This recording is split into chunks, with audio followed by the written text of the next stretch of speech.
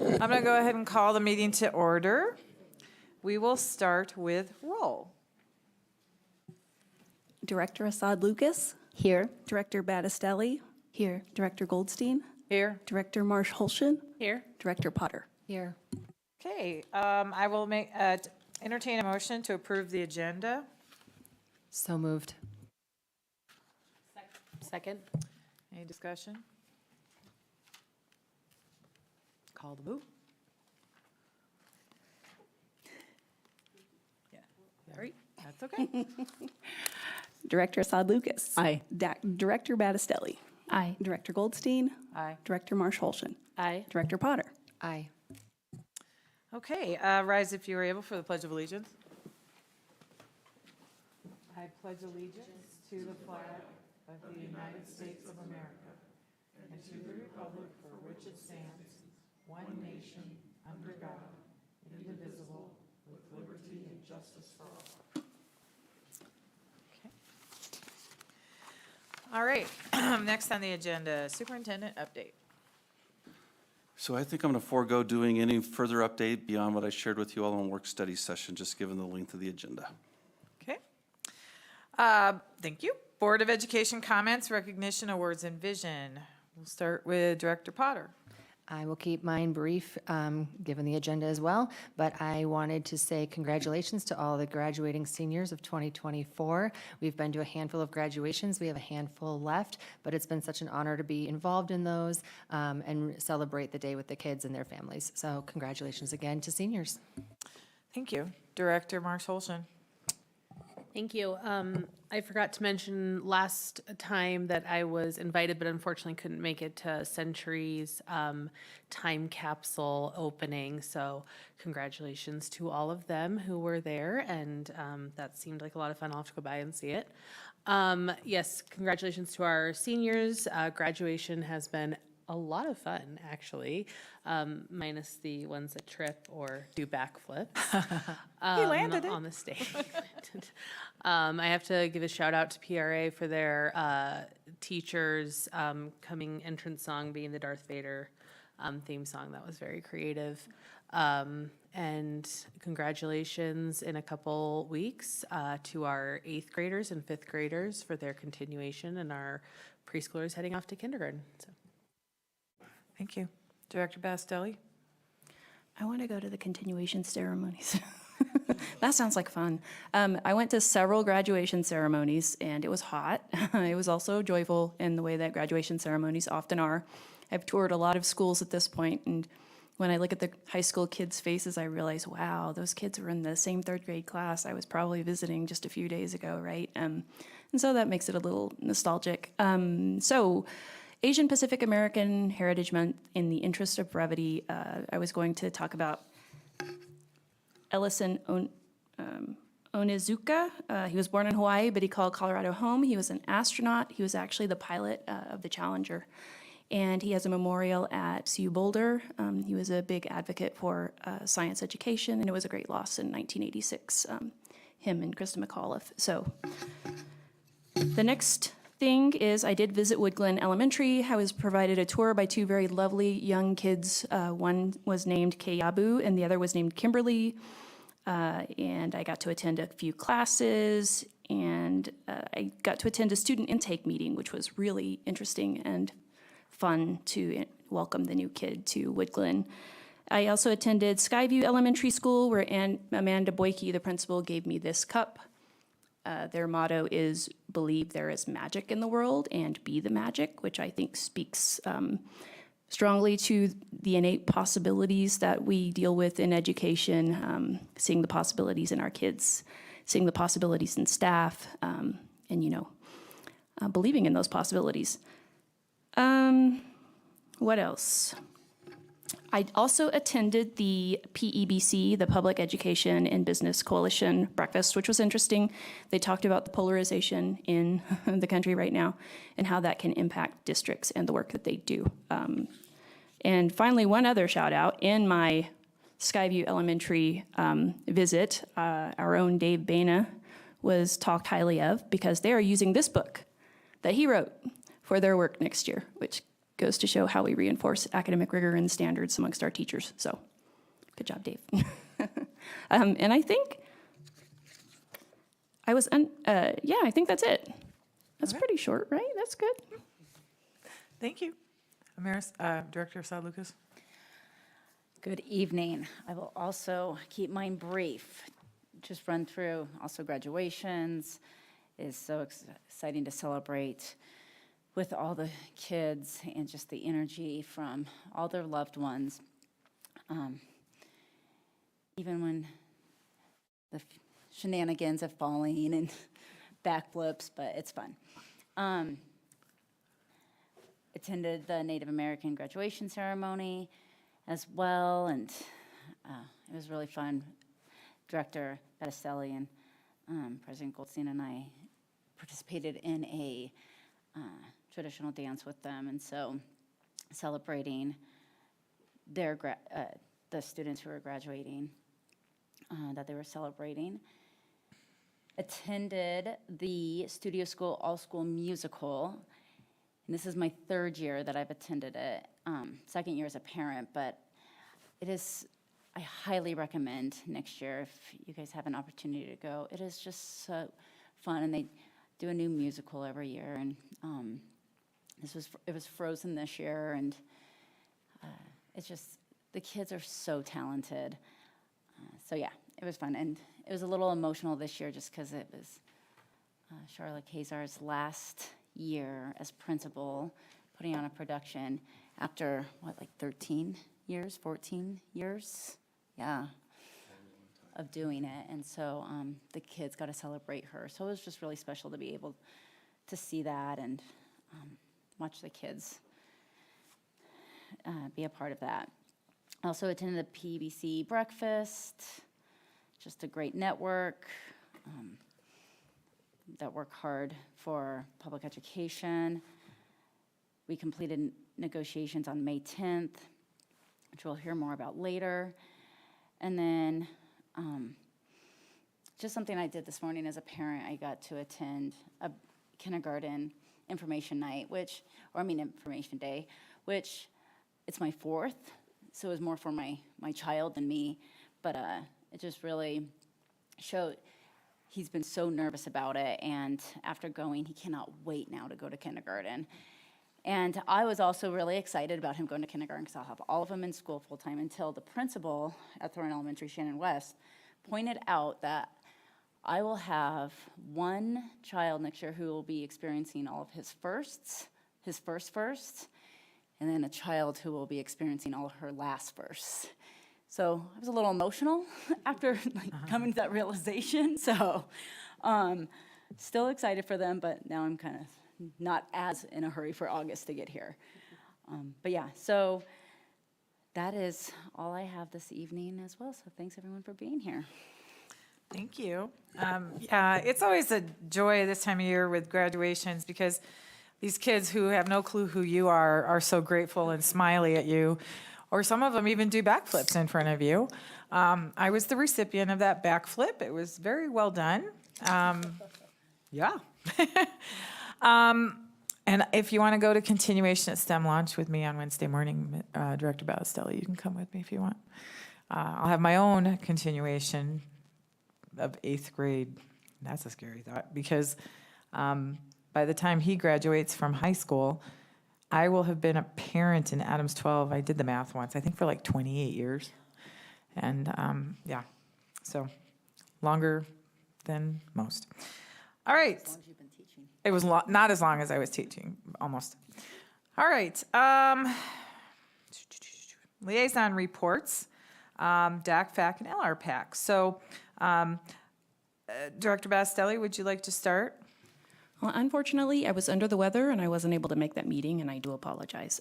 But that group is here to speak for themselves today, so problem solved. Okay. LRPAC, I see some here too. We're going to get an update from you too, so I don't need to go on too long. Another mentee poll and talking about, kind of firming things up, and I'll let Molly and her gang talk more about that. FAC? Yes, so FAC met this morning. I I feel like I need 20 additional meetings when FAC meets because school finance is so complicated. But, so they went over the, kind of the ins and outs of how, I think there are also some new members on there, which is helpful because there's a lot of repeating how things are done, which is helpful for me. And if we could do it another couple times, that'd be great. I might start to understand it. It was a lot on the 2.4 internal monitoring report and getting feedback from them. So there will be a meeting in June for feedback from the committee to fill in. There are some pieces that are going to be taken off now, as I understand it. Fulfillment of things like our Excel, their mistake in their accounting. So we'll be setting a meeting for them to present next August, or in August, I think. I'm not sure if that meeting date has been set, but we'll have the comments wrapped up in next meeting in June. Thank you. Okay. On to general public comment. Good evening. The board welcomes public comment to learn about the preferences and concerns of the Adams 12 5-star community. Each speaker will have 3 minutes. Please use the microphone and state your name and city of residence before beginning your comments. Please give any handouts or information you would like to share with the board to Lee Coca here to my right. Speakers will be prompted, didn't have my sign, with this sign. When you have 30 seconds remaining, please begin to wrap up your comments. Speakers will be informed when time has expired. Please end your comments at that time. And our first speaker is Jenny Wall.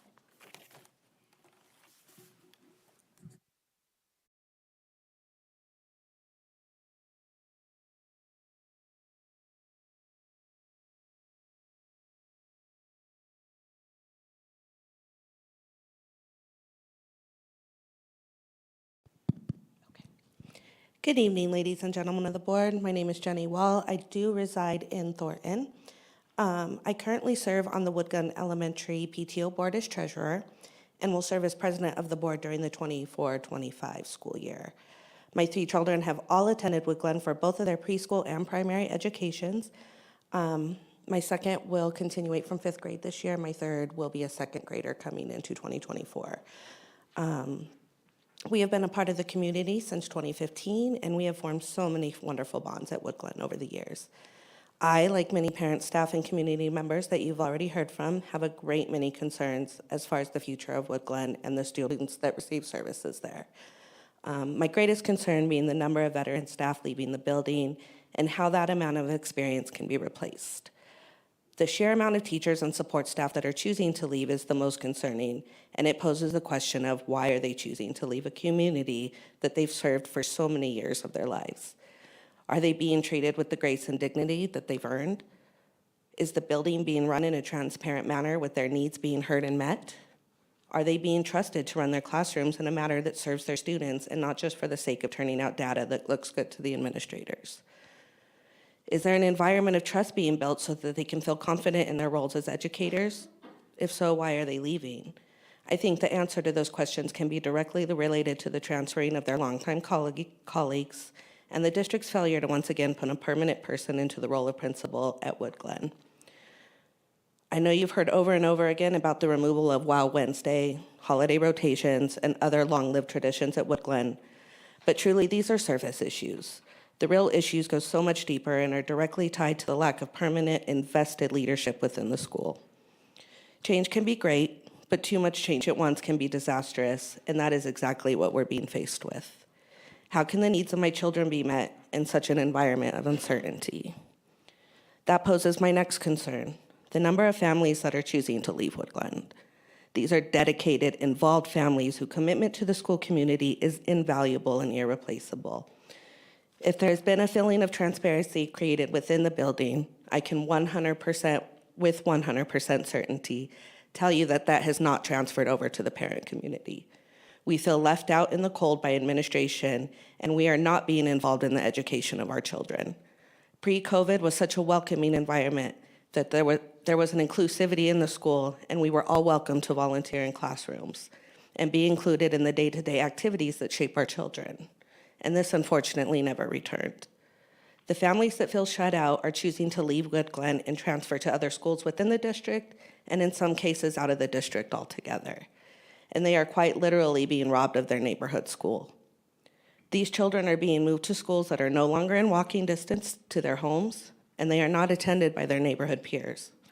Families that bought their homes with the intention of putting down roots and forming lifetime bonds within their school and community are now being robbed of that dream. Ma'am, your time has expired. Thank you. Thank you for listening. Thank you. Our next speaker is Melissa Ryan.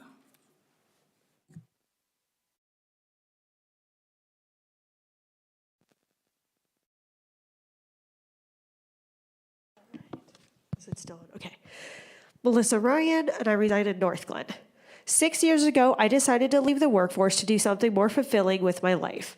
My husband and I decided that I could become a stay-at-home mom and volunteer in our community. Luckily, I easily found the community I was looking for at Adams 12 School, Wood Glen Elementary. I got to know the students, families, teachers, and staff over the years. I volunteered in classrooms, attended events, did reading, support, crossing guard, and 3 terms on the PTO. I was usually called Logan's mom, Dexter's mom, and occasionally Melissa. This made me happy and I felt more meaning in my life. My youngest left Wood Glen last year, but I stayed a volunteer since I loved it there. And unfortunately, the last year at Wood Glen, I no longer feel that same joy or welcome feeling. The school feels tense and sad. For this negative effect, I blame you, Adams 12 Board of Education. You've placed multiple interim principals since the beloved Mr. Haviland's unexpected retirement. You have failed to fill his void in 2.5 years. Instead, you've placed a temporary principal and allowed her to make permanent and detrimental decisions. She and you forced 3 teacher transfers, 2 non-renewed teachers. These 5 teachers have been an important and instrumental part of Wood Glen, most for 15 plus years.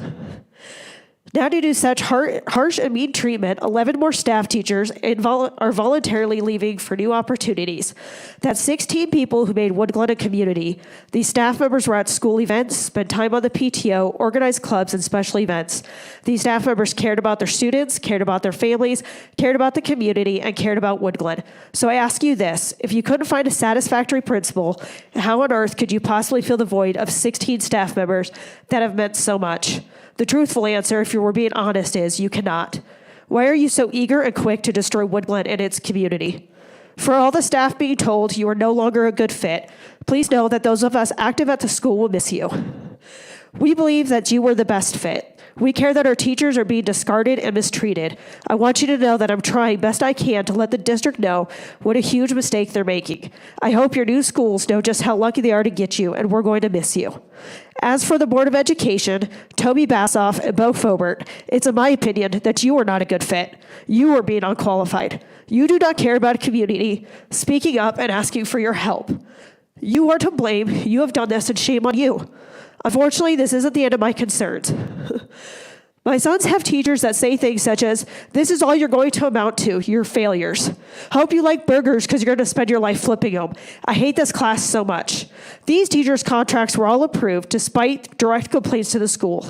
Why keep teachers that clearly despise their jobs but replace the ones that do enjoy teaching? Seems to me administrators have an agenda and it's costing our kids their education, desire to learn, love of school, safety, and their self-esteem. For a district that claims to be anti-bullying, your administration is full of them. Thank you.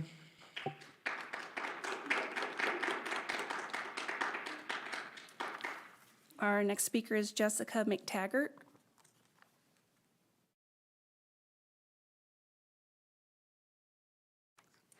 Okay, we'll go to John Lynn.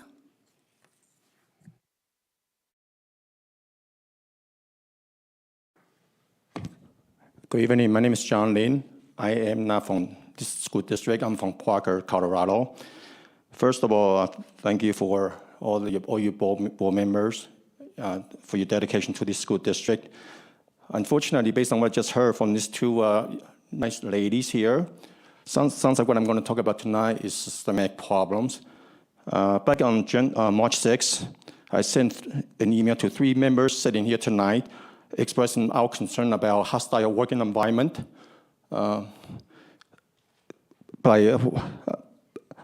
a teacher at one of your elementary school district, at one of your elementary school.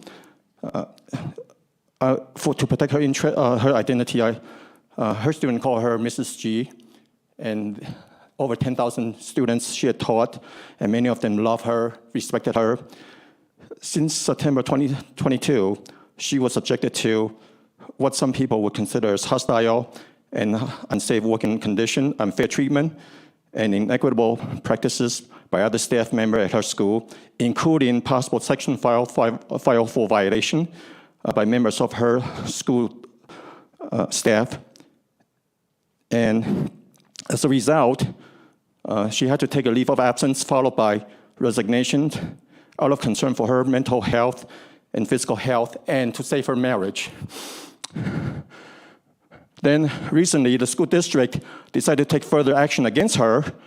That some federal and state agencies will consider this as a form of retaliation and agreed to investigate on her behalf. I want to quickly give you a couple examples, and it is my hope that you guys, if you're serious about keeping good teachers like Mrs. G, I hope you will reach out to us. Number one, when did the school district teach kids that it is okay to use race card to remove good teachers like her? Sadly, according to your chief human resource officer and teachers union, this happens all the time at Adams 12th School District. Number two, it is wrong to have principal not to pay attention to the welfare, the mental health, and the physical health of a teacher. This principal was so focused on writing her up, document all the allegations, so she could prepare kids to fire her. Number three, the district needs to change its policy on hiring.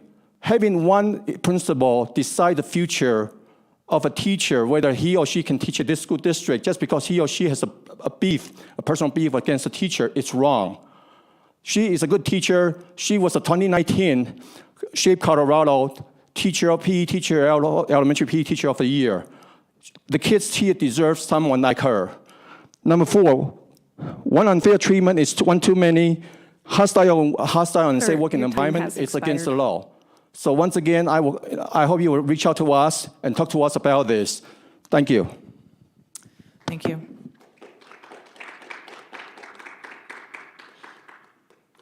Jessica is here now, so we're going to Jessica McTaggart.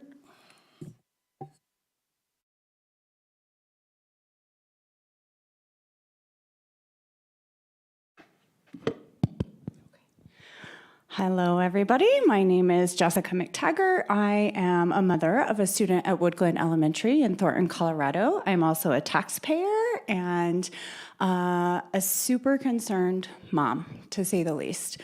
Our school has undergone just a plethora of changes that you're all very aware of. Jenny spoke to you a few minutes ago about her concerns.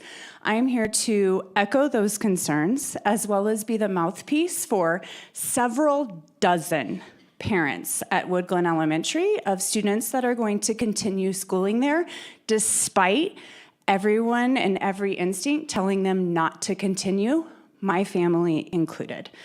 We were in a district board meeting, district feedback meeting a few weeks ago, where we were told that we would be kept apprised of our teacher situation. For those that are currently unaware, as of today, Wood Glen Elementary has 3 kindergarten teachers and 1 fourth grade teacher returning. Out of our entire staff, that is all that is coming back. To us, when asked the question to the principal, who, by the way, is interim, if you don't know the definition of that, that's temporary, that is not permanent, has been making long-term, permanent decisions for this school. That's unacceptable. In a corporate world, you are brought in to maintain whatever level of business is carrying on until the permanent replacement is found.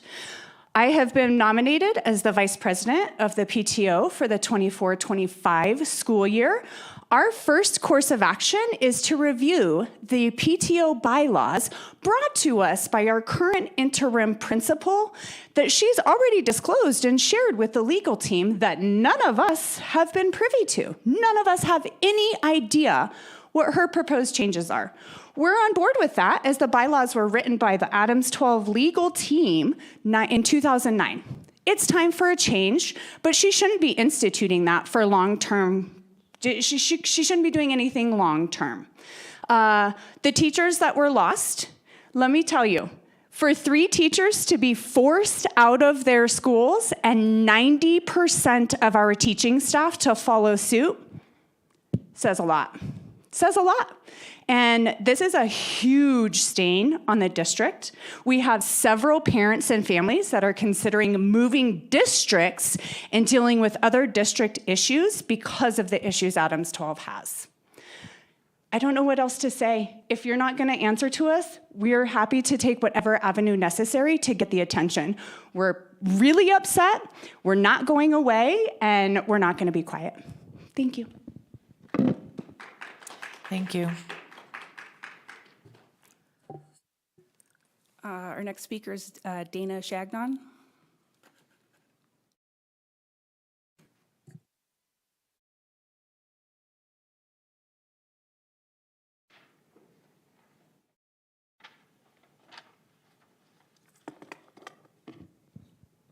Thank you all for letting me speak tonight. Thank you for being here. I'm here about my 8-year-old granddaughter. She's a 3rd grader at STEM Lab.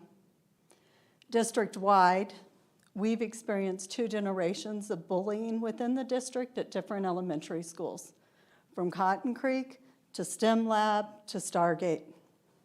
The tone is set by the administration. The only school we have not experienced bullying at is Meridian, the most affluent school. And I hope you all are paying attention.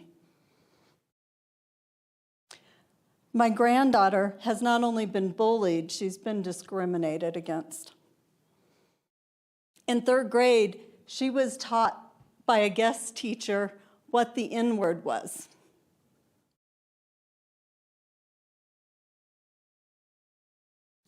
There was an independent investigator, and there was bias. The investigator started the meeting off chuckling, "Oh, this is all coming from your granddaughter."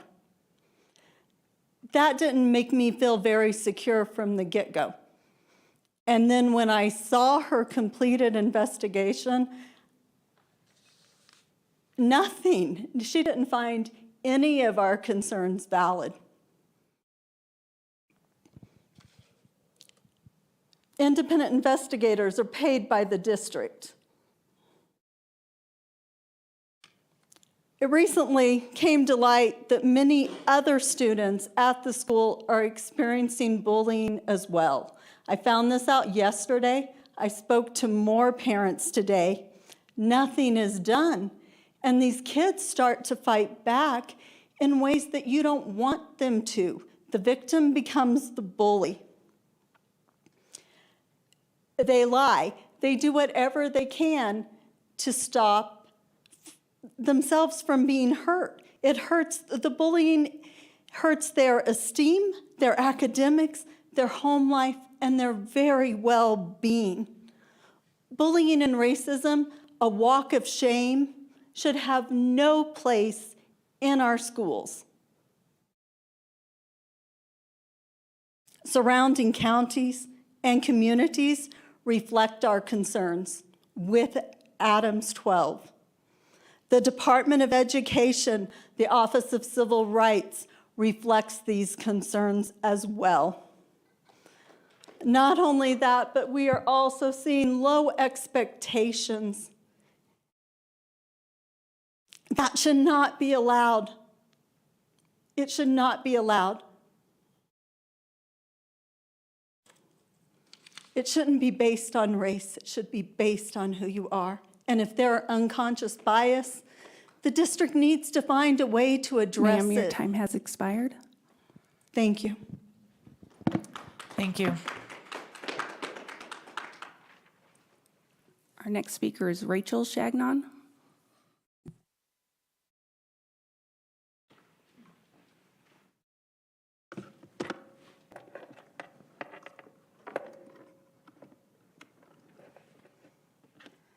Hi, my name is Rachel Shagnon.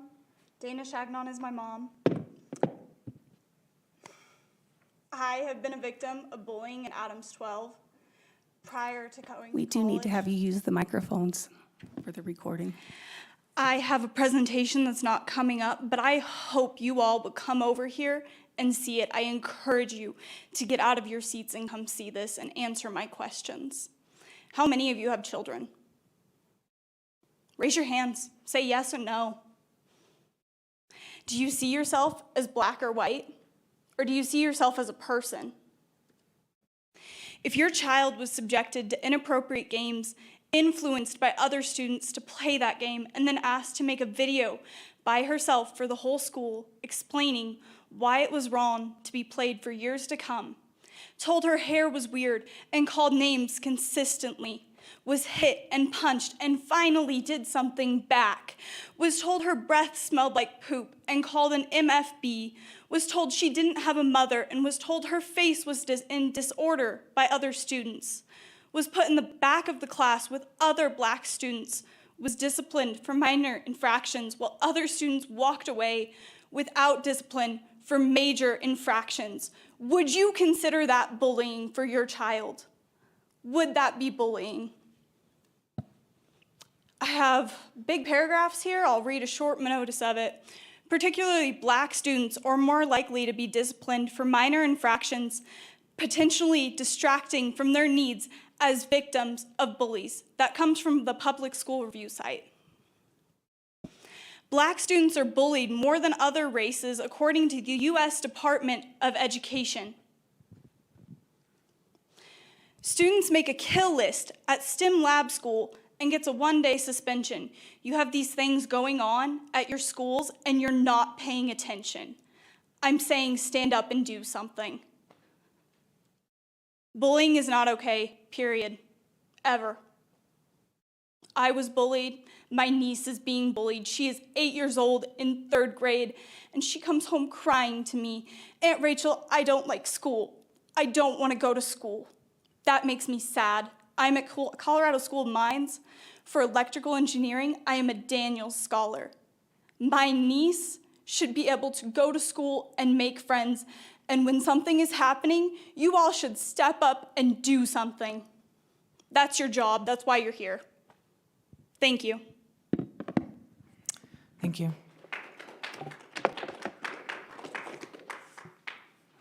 That concludes public comment tonight. Okay. Next on the agenda, we're going to have to flip-flop because our next speaker is about 10 minutes away. So I'm going to jump to number 2 in board business, Thornton Elementary School innovation presentation with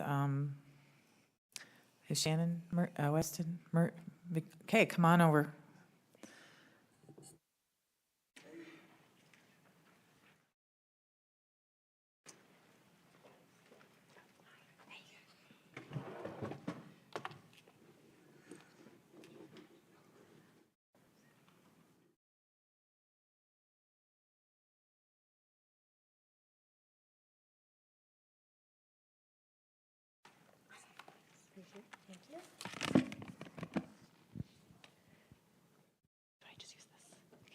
Good evening, board. Good evening, Superintendent Godowski, and good evening, community members. My name is Shannon West, and I'm the principal at Thornton Elementary. And I'm Vicki Murray. I'm the assistant principal at Thornton Elementary. And we join you today to share Thornton Elementary's journey as an innovation school and to ask for your continued support. So I'd like to start by first sharing our story and building some common understanding around how we got here and what it means to be an innovation school. Our journey began when Thornton Elementary had been in priority improvement status for 5 consecutive years, from 2011 to 2015. And so as a result, the state conducted a review, and that state team recommended closure for Thornton in 2015. So the Thornton community and the district obviously did not accept this recommendation. And instead, we formed an innovation planning committee and began taking immediate action to raise student achievement. This work included adopting a new curriculum, establishing new expectations for staff and students, and implementing school-wide behavior and academic support systems. The principal that at the time formed a new instructional leadership team and adopted new observation and feedback protocols in order to lay the foundation for a distributive leadership model. Thornton conducted extensive research and planning to expand our school day for students, opening up additional time for literacy instruction, as well as collaboration and a weekly enrichment block for all students. At the end of 2015 and 16, a second state review panel examined the school and its early innovation planning. At this time, the panel changed its recommendation from closure to innovation status. The innovation status allows a school to develop a plan creatively that can creatively use time, money, and people to improve the school's performance and student achievement in innovative ways.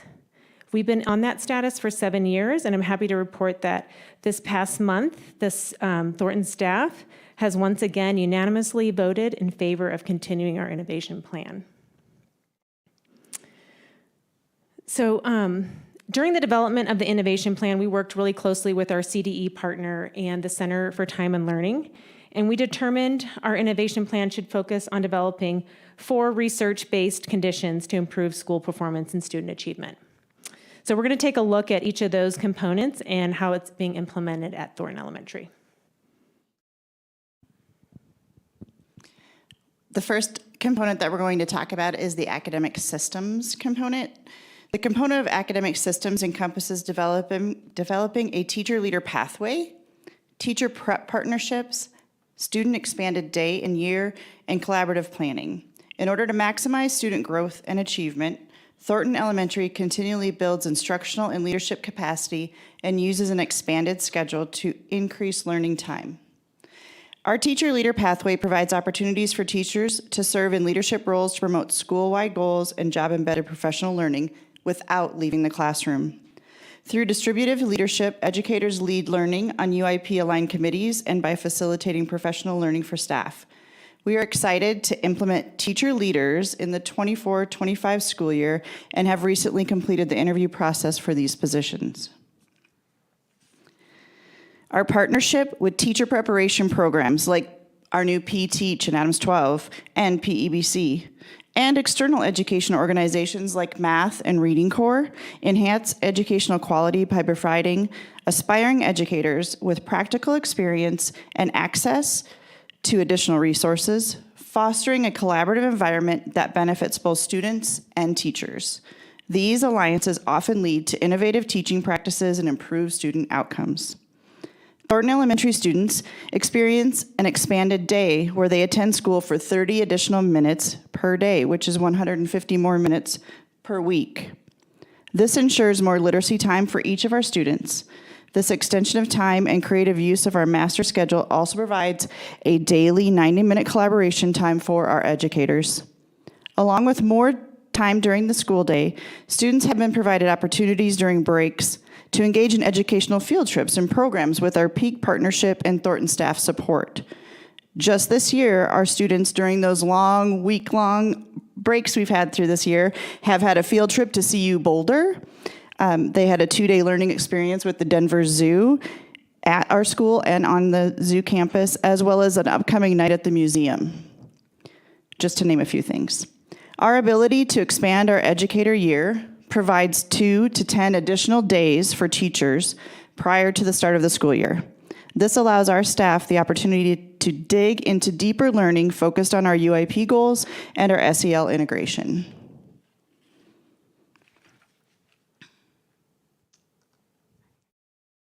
The next component is a positive culture and MTSS system.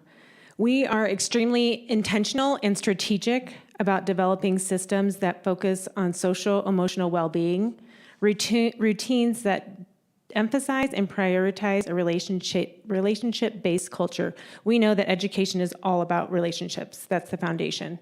We've established an MTSS framework that is student-centered, holds high expectations for all students, and is relentless about finding ways for students to access their grade level standards. All of these school-wide systems and structures fall under the umbrella of MTSS and increase the positive behavior and set a culture of high expectations. Another component that we have that's a great part of our innovation plan is our enrichment block. For the past 7 years, our students have participated in a weekly enrichment block. 3rd through 5th grade students select the enrichment that they wish to participate in. And over the 7 years, there's been many that have been offered. But just to name a few, some of our students have joined the school rock band. Some have learned how to play cricket. Some have restored furniture. Some have joined student council, done cheerleading with Thornton High School, made jewelry, and the list goes on. These are awesome opportunities for our students that we are able to provide within the school day. Another important component is stakeholder engagement. Our innovation plan emphasizes the importance of stakeholder engagement. We want to provide many opportunities for our families to engage in their child's school and participate in discussions and decisions about our school. We provide a variety of entry points for families. So we host events to celebrate our learning, such as math nights and literacy nights. We also host community gatherings and celebrations such as trunk or treats, parades, movie nights, peak celebrations, soccer celebrations. And then we also host partnership meetings, which consist of our PTO meetings, our school accountability and coffee and conversation meetings, as well as parent-teacher conferences, and newcomer teas for our newcomer families. We are really happy to report that since the implementation of our innovation plan, Thornton has remained a performance or an improvement status for 7 years. Additionally, last year we were recognized for our success in math. We were one of 10 schools in the state of Colorado to receive a $50,000 grant from the governor for our success in math. And most recently, we received data that complements our work in math. Our MAP score data show that 66% of our students met or exceeded their growth percentile, and that is 11% higher than the district average of 55.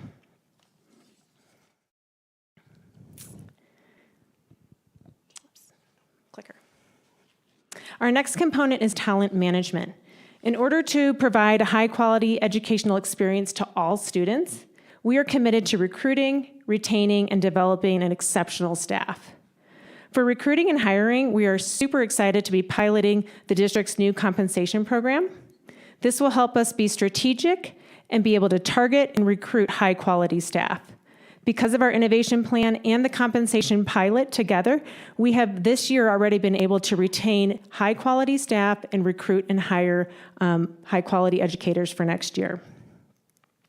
As Vicki spoke about, was our teacher leader position as well. This will be a leadership and mentoring position for classroom teachers to support their colleagues in their instructional practice and promote exemplary instruction in all classrooms.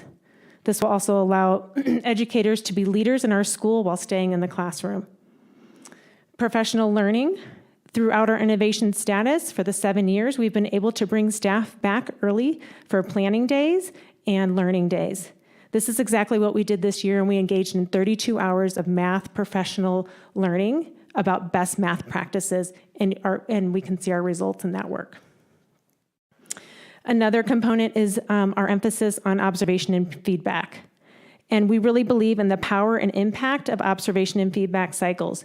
We know that we are better educators when we can reflect and have conversations with each other about our practice and grow our craft. The compensation pilot and teacher leadership role will allow us to double down on this practice, and we believe will improve teaching and learning at our school.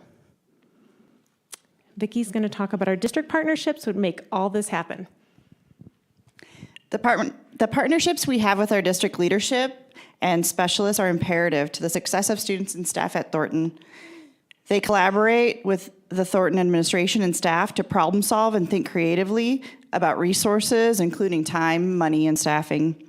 Specialists partner with us to meet the needs of our students. A current example is how the math department has been a side-by-side partner in increasing teacher knowledge, skills, and resources to best support the mathematical development of each student at Thornton L.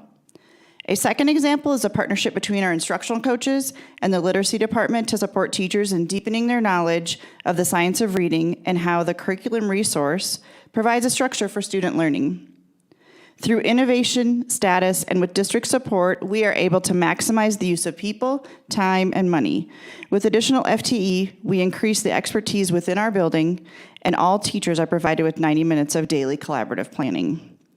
As we embark on the exciting and important work of the Title I compensation pilot, it will be an actualization of the teacher leader vision from the previous Thornton administration and the initial innovation plan. And we are very excited about that. We look forward to continuing to partner with the district as an innovation school where we are making a difference for students. Do you have any questions?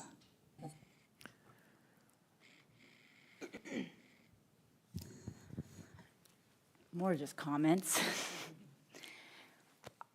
This just holds such a place close to my heart, as you guys know. I was just talking to Shannon this morning I remember sitting, first I remember getting the call from Betsy Miller about the options, and then the school leadership deciding that we're gonna work towards innovation. And being asked to be the parent liaison for that committee, who now, the current second grader, was just a month old when we started those meetings, and just the direction. And I think what being on the inside of it, the parent engagement was so supportive. That meeting that the school had with the parents was by far the biggest turnout of parents that I've ever seen, and how supportive they were, such great questions asked, and again, that goes to speak to that stakeholder engagement. Also, I think when Betsy and Tracy stood at the front of the room and said, all hands on deck, and all staff was like, yeah, we're in this. It was just, and all did it for the kids, knowing that this was going to benefit the kids.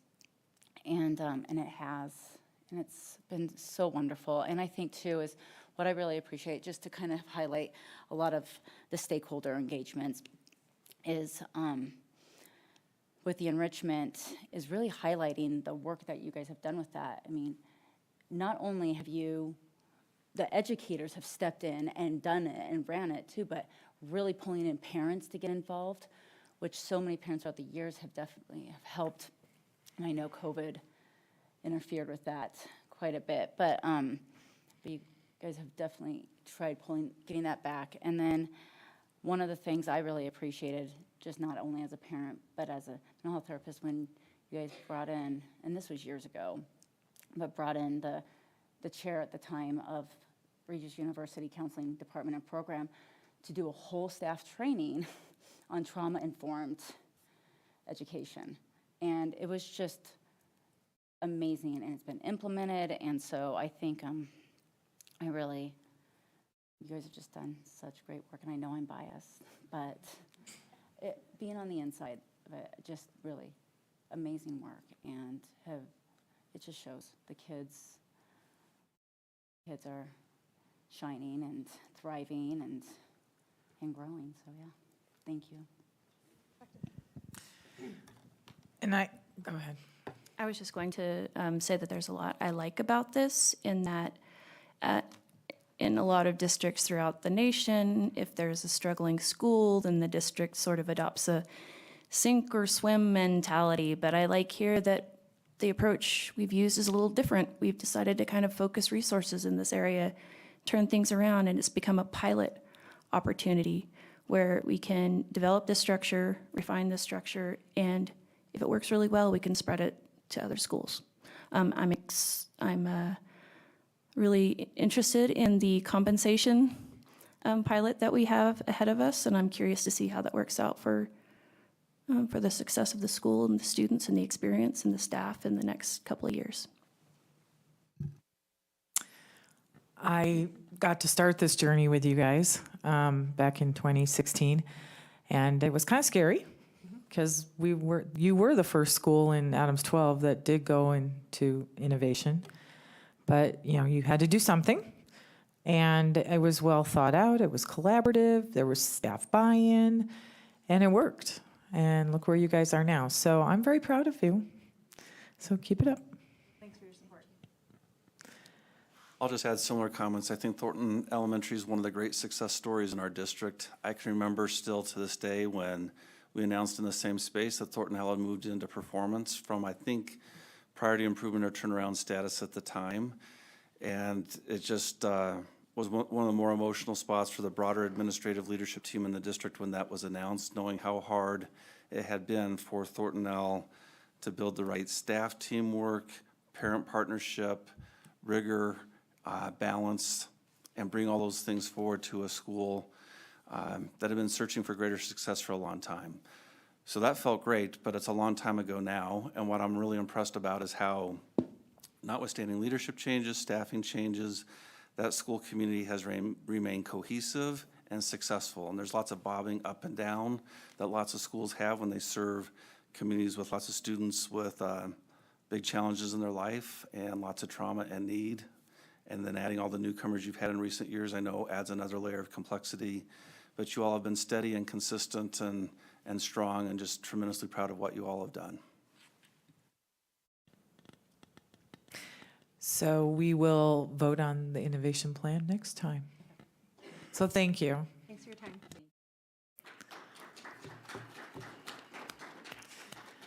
All right, our previous agenda item is here now. And so I'm going to ask the CA President, Amy Baca-Ullert, to come up and give us an update.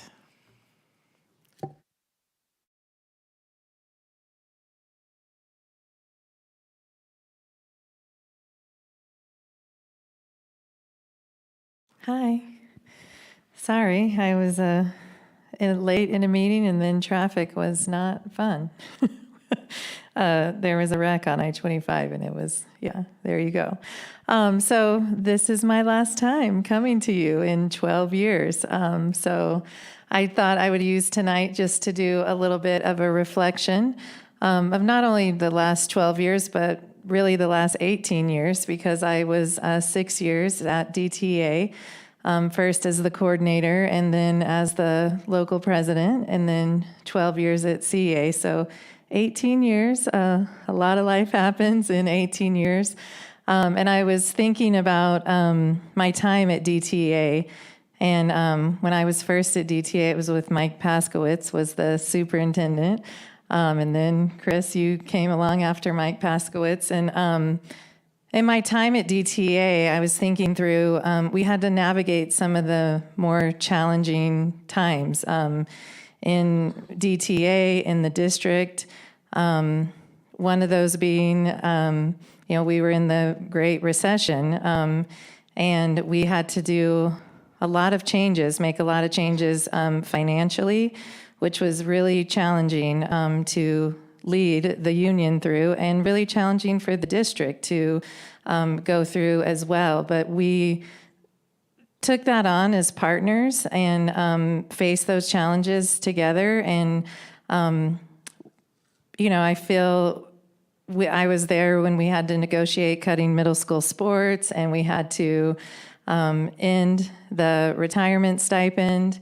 We went to a single health care. We went to Kaiser only, and that was an interesting time to be to be a leader. And the emails I got during that time was, or ones I will never forget. There was a time when I think I just had memorized Appendix E because we were doing so many reductions in force. And it was difficult times, but we came through those times stronger, I believe, both as DTA and as the district, because we had a shared commitment to ensuring the success of the students and of the district and of the educators that serve the students. So while, those were some of the more challenging times, I also had to lead as we negotiated the new evaluation system. Senate Bill 191 came into being when I was a local leader, and we had to negotiate the new evaluation system. And again, that was a very difficult, a big change for so many of our educators. And really coming again at that in partnership and thinking about change management and how we bring, some very difficult changes into the profession and into the district. And again, I believe we were really successful in 12 because we've always had that strong labor management commitment, and it's allowed us to be successful in so many things. And I know as the CEA vice president and president, I've always been proud to say that I'm from Adams 12. And it is because of the commitment of the leadership here in Adams 12, of the educators that serve the students. And I've always been proud to, in my travels around the state and going, and representing in different places, to lift up the work of Adams 12.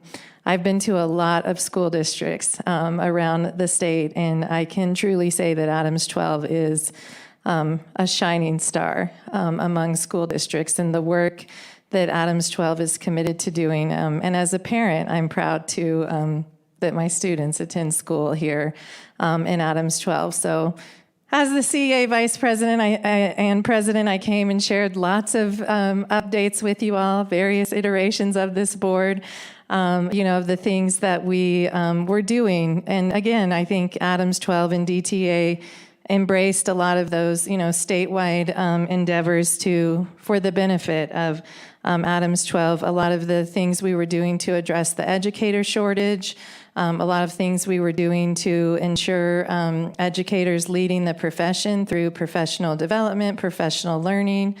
And I think probably the biggest highlight of my time was that we were able to buy the BS factor down to 0 this year. And then we had that dang rewrite of the School Finance Act that kind of put a little bit of a sour pill on it. But, to get to a place where the BS factor came in, it was the negative factor, but it came into being during the Great Recession when the state was, the legislature has one mandated constitutional mandate, which is to balance a budget. And the only way they could do it during those times was by implementing what they called the negative factor. And a little bit of fun there. They didn't like the word the negative factor. They decided it was too negative, so they renamed it the budget stabilization factor, the BS factor. They did that themselves. So the negative factor became the BS factor. But that was an entire generation of more than an entire generation of students and educators that was impacted by the negative effects of the budget stabilization factor, and working again hand in hand together to ensure that our students have the funding and the resources and the supports they need, and our districts have the resources and supports they need to recruit and retain and respect our educators. That too has been a shared goal and value. And so I mostly just wanted to spend my time tonight saying thank you for allowing me the opportunity to serve our educators in this role, because the district had to agree to let me serve as the vice president and the president, and it has been the honor of my lifetime to serve in this role, representing nearly 40,000 educators across the state of Colorado. I do believe there is no more noble profession than that of being a public school educator, and I have been forever changed by my time first here at Northglenn High School as a school counselor, my time at DTA as a leader, and then at CEA. But I want to thank you for your support and for the work we've done together over the years, and keep on keeping on, because we still have lots of work to do, but you are doing the right work. So thank you.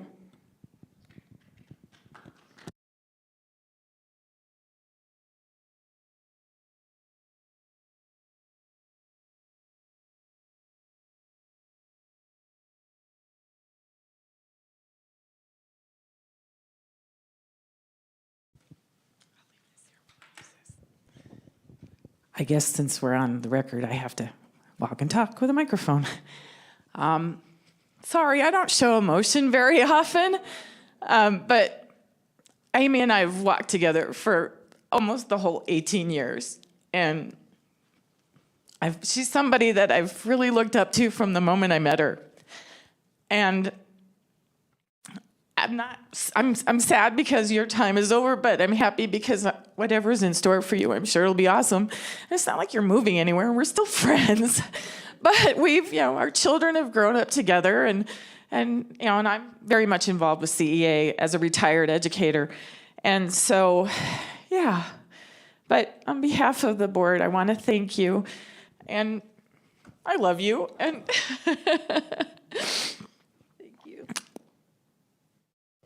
thank you. If anybody else has a I'll have comment. great confidence and share a funny story about Lori. When we were in bargaining in this building somewhere in one of these rooms, we were in a caucus, the district was in a caucus, and we were talking about babies and kids, and Lori just starts crying. And I look over and I was like, oh my gosh, are you okay? What's wrong? And she goes, I'm pregnant. And we were all like, what? That was 15 years ago. Yes, that was 15 years ago. And your oldest was 14. Yes. So it was a moment when, we all got to share in Lori's announcement of her pregnancy during bargaining. We still share that story. But yes, lots of memories and lots of fun. Well, anyway, on a professional note, thank you. What you do for our profession. Yeah, same. Funny that you made that comment that you were proud to say you were from Adams 12, because I had a few of those situations with you throughout the state. One of them was in Woodland. The other down in the Springs. And when your name got brought up, I was so excited, and I got to I'm like, she's part of Adams 12.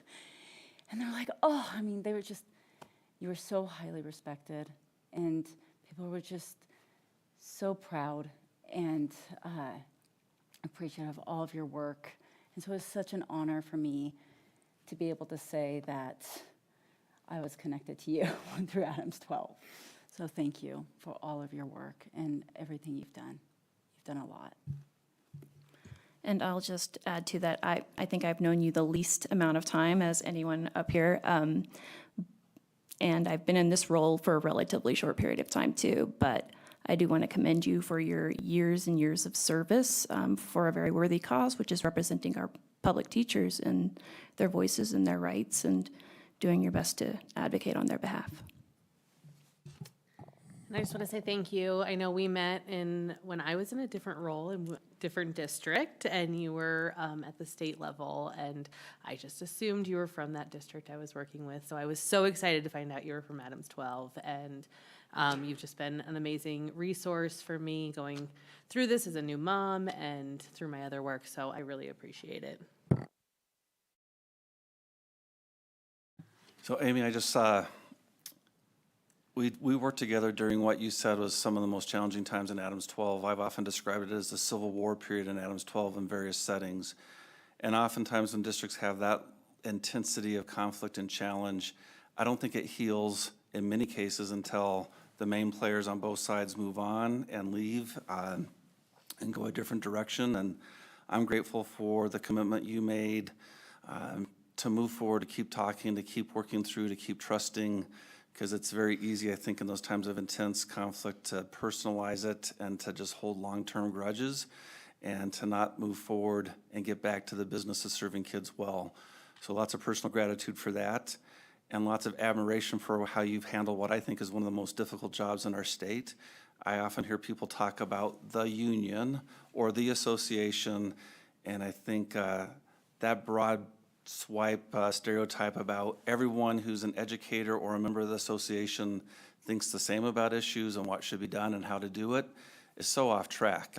There's just so much diversity of thought and opinion that I know you grappled with over the last 18 years in those roles, and just lots of admiration for how you've done it and stayed true to who you are, and somebody who's really committed to making a difference for kids.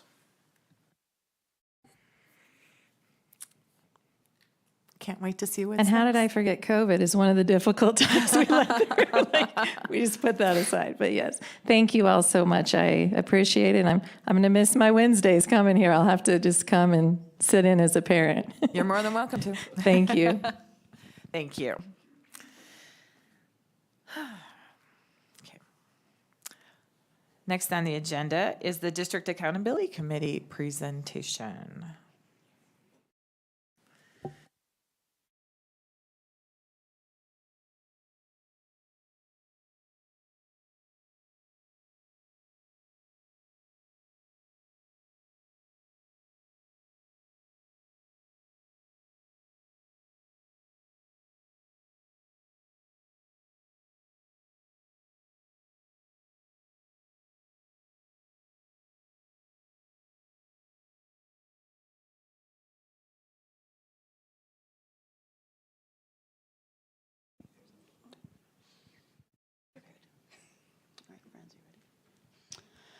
Well, hello and good evening, and thanks for letting us come present to you.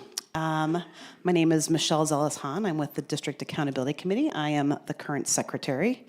And before we start, I figure we'll introduce everybody up here.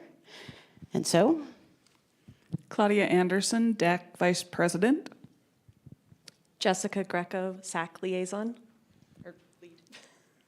Kevin Tenke, DAC Committee. all right. And our DAC president, Tara, can't be with us tonight. She is at a graduation abroad. To start with, the DAC, or District Accountability Committee, is in statute. It is a legal requirement that districts have them.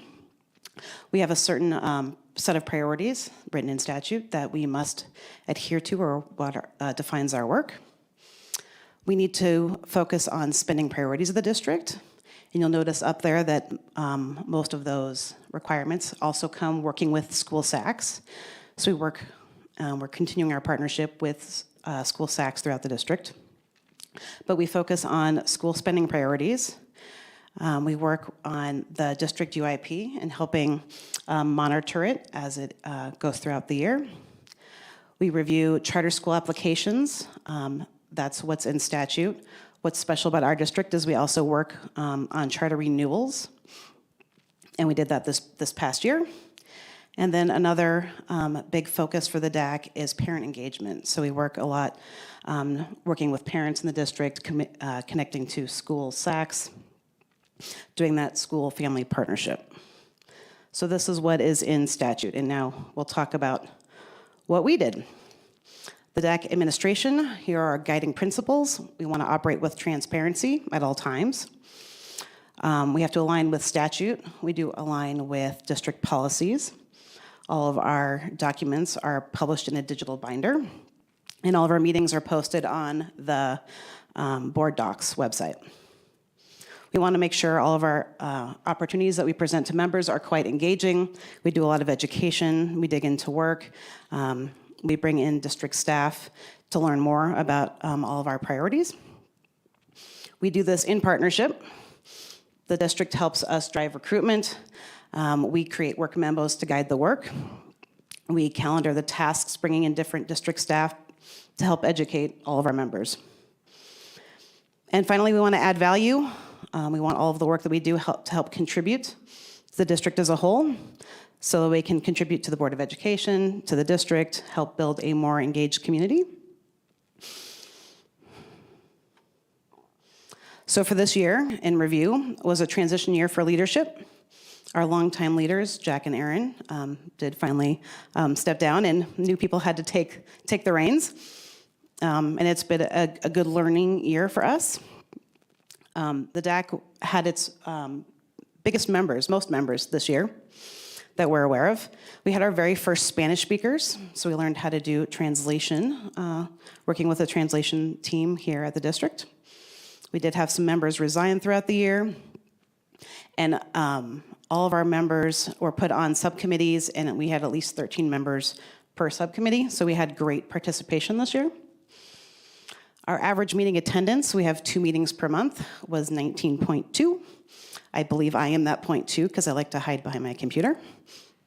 That's it. As the secretary, I take a lot of notes.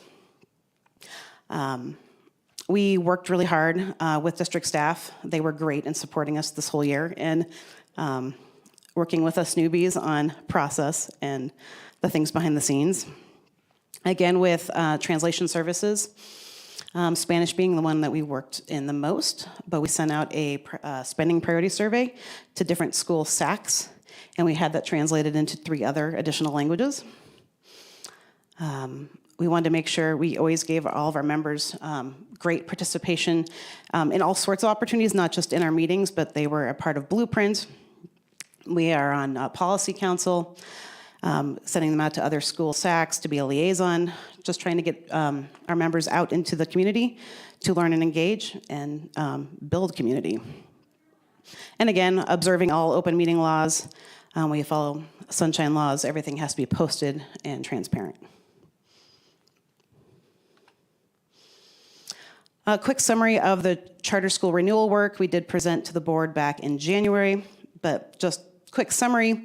The DAC participated in the renewals for 2 different charter schools, for Prospect Ridge Academy and Stargate School, sorry. Our focus as the DAC is on 3 key areas. We do mission and vision, climate and culture, and organizational performance. Those are areas that are what we are known in. We don't dig into all of the weeds of academics and performance. This is what the DAC is tasked with.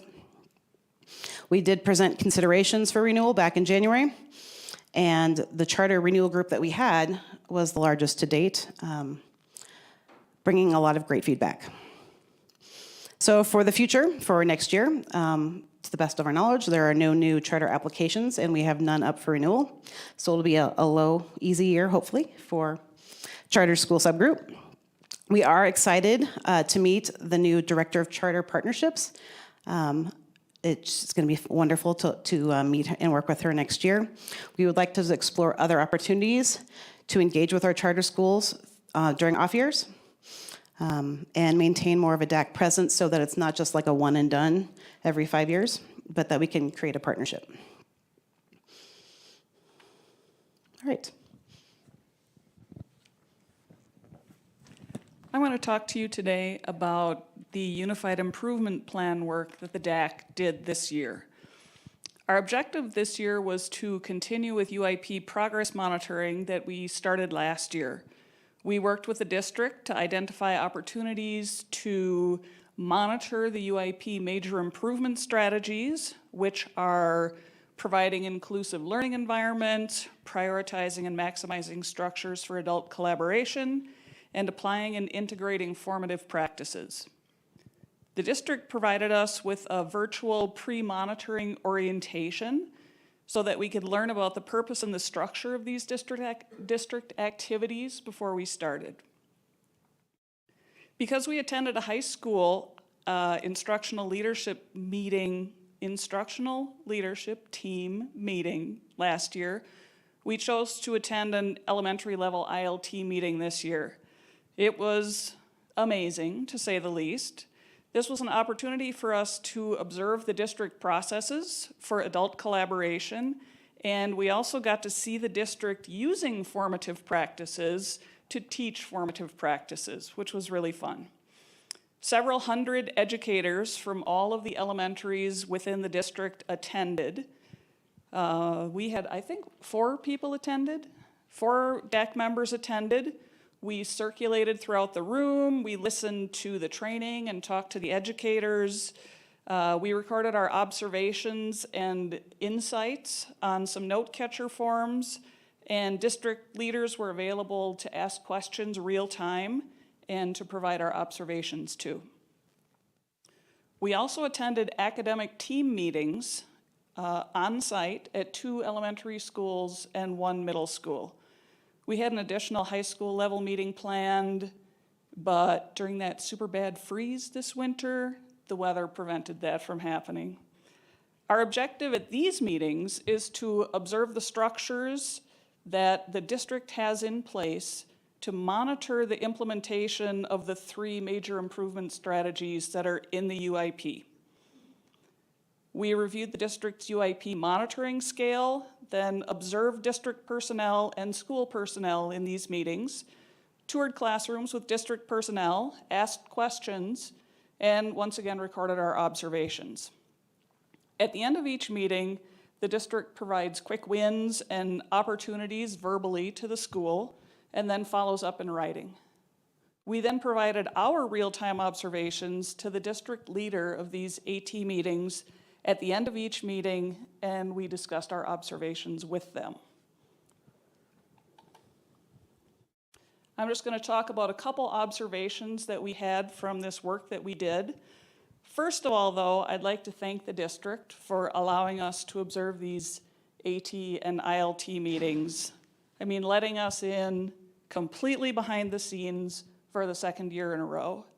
To my knowledge, Adams 12 is the only district to allow this level of community access into academic instruction.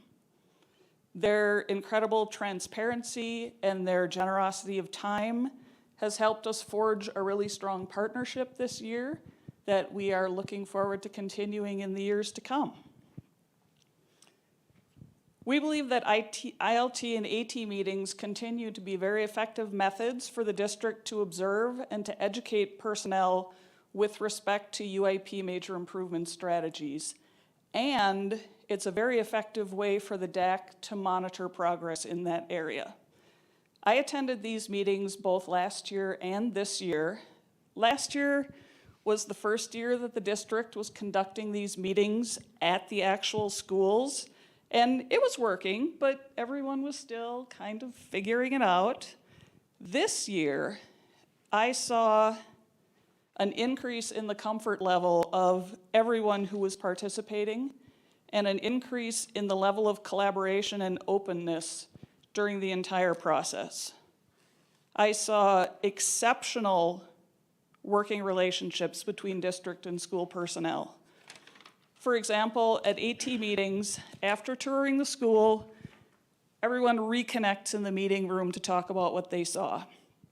Last year, the people participating would wait until the district person leading the meeting prompted them, like, now we're gonna talk about quick wins.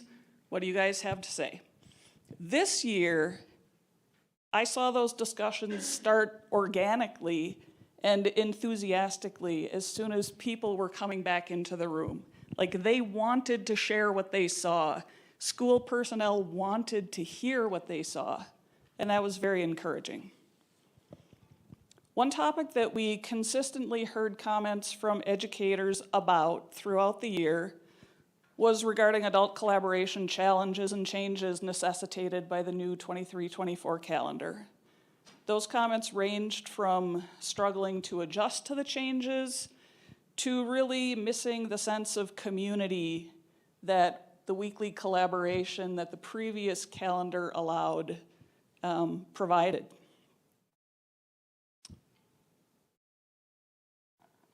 For the next year, we would like to continue the monitoring efforts by attending AT and ILT meetings. We have discussed with the district possibly expanding monitoring efforts to include observing meetings with district capacity builders. These are specialists in areas like social emotional learning, gifted learning, instructional coaches, people like that, to name a few. In addition to the AT and the ILT UIP work, that's a lot of acronyms, wow. We would like to examine district and school performance data, looking for major themes throughout the district and identifying areas that we would like to focus on. In general, we'd like to explore ways to expand beyond monitoring to become more forward-thinking to be able to support making UIP recommendations.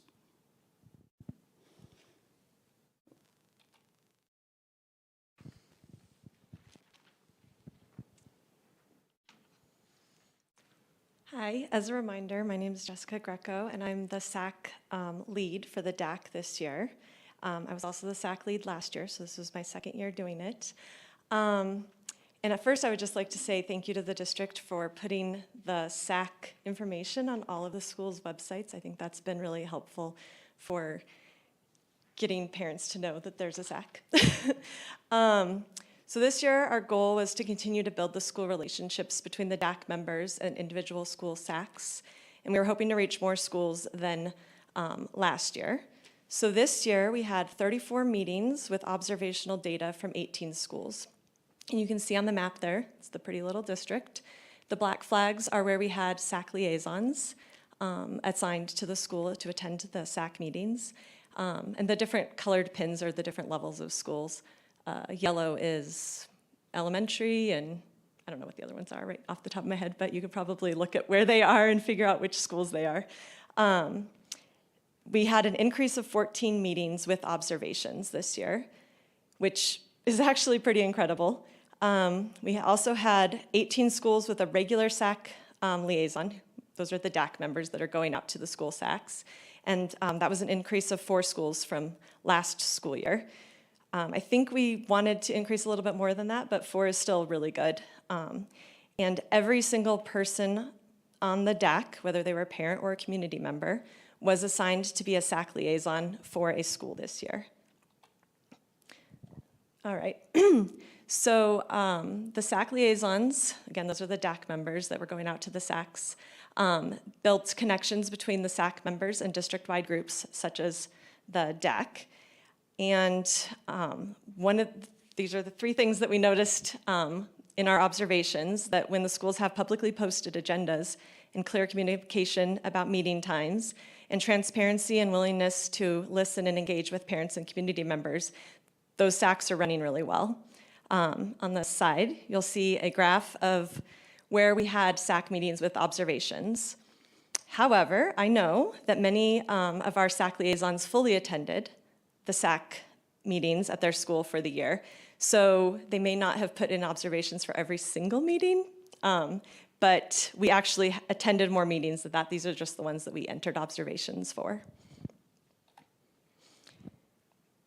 So for the future, we'd like to continue to increase representation from different schools, particularly in the southern half of the district. We don't have a ton of representation from that half of the district, and it would be great if we could increase that representation. We're going to continue building the relationships between the SAC liaisons and the school SACs. We found that it's been very beneficial to both the DAC and the school SACs. We're going to promote the district-created SAC handbook, which also, thank you to the district for creating that. I think that's helpful for school SACs, and so we will be providing that to school SACs when they maybe don't know about it. And we're going to continue to collect SAC best practices, things like posting the agendas, having clear communication about the times when and where the meetings are. And we're going to collect year-end observational data rather than individual meeting observations going forward, just because we do have so many SAC members, or DAC members, fully attending their SAC schools, or their school SAC meetings, sorry. And we are going to continue to have a consistent SAC discussion or SAC minute at every DAC meeting where we discuss the findings that we've noted at our SAC meetings in that month.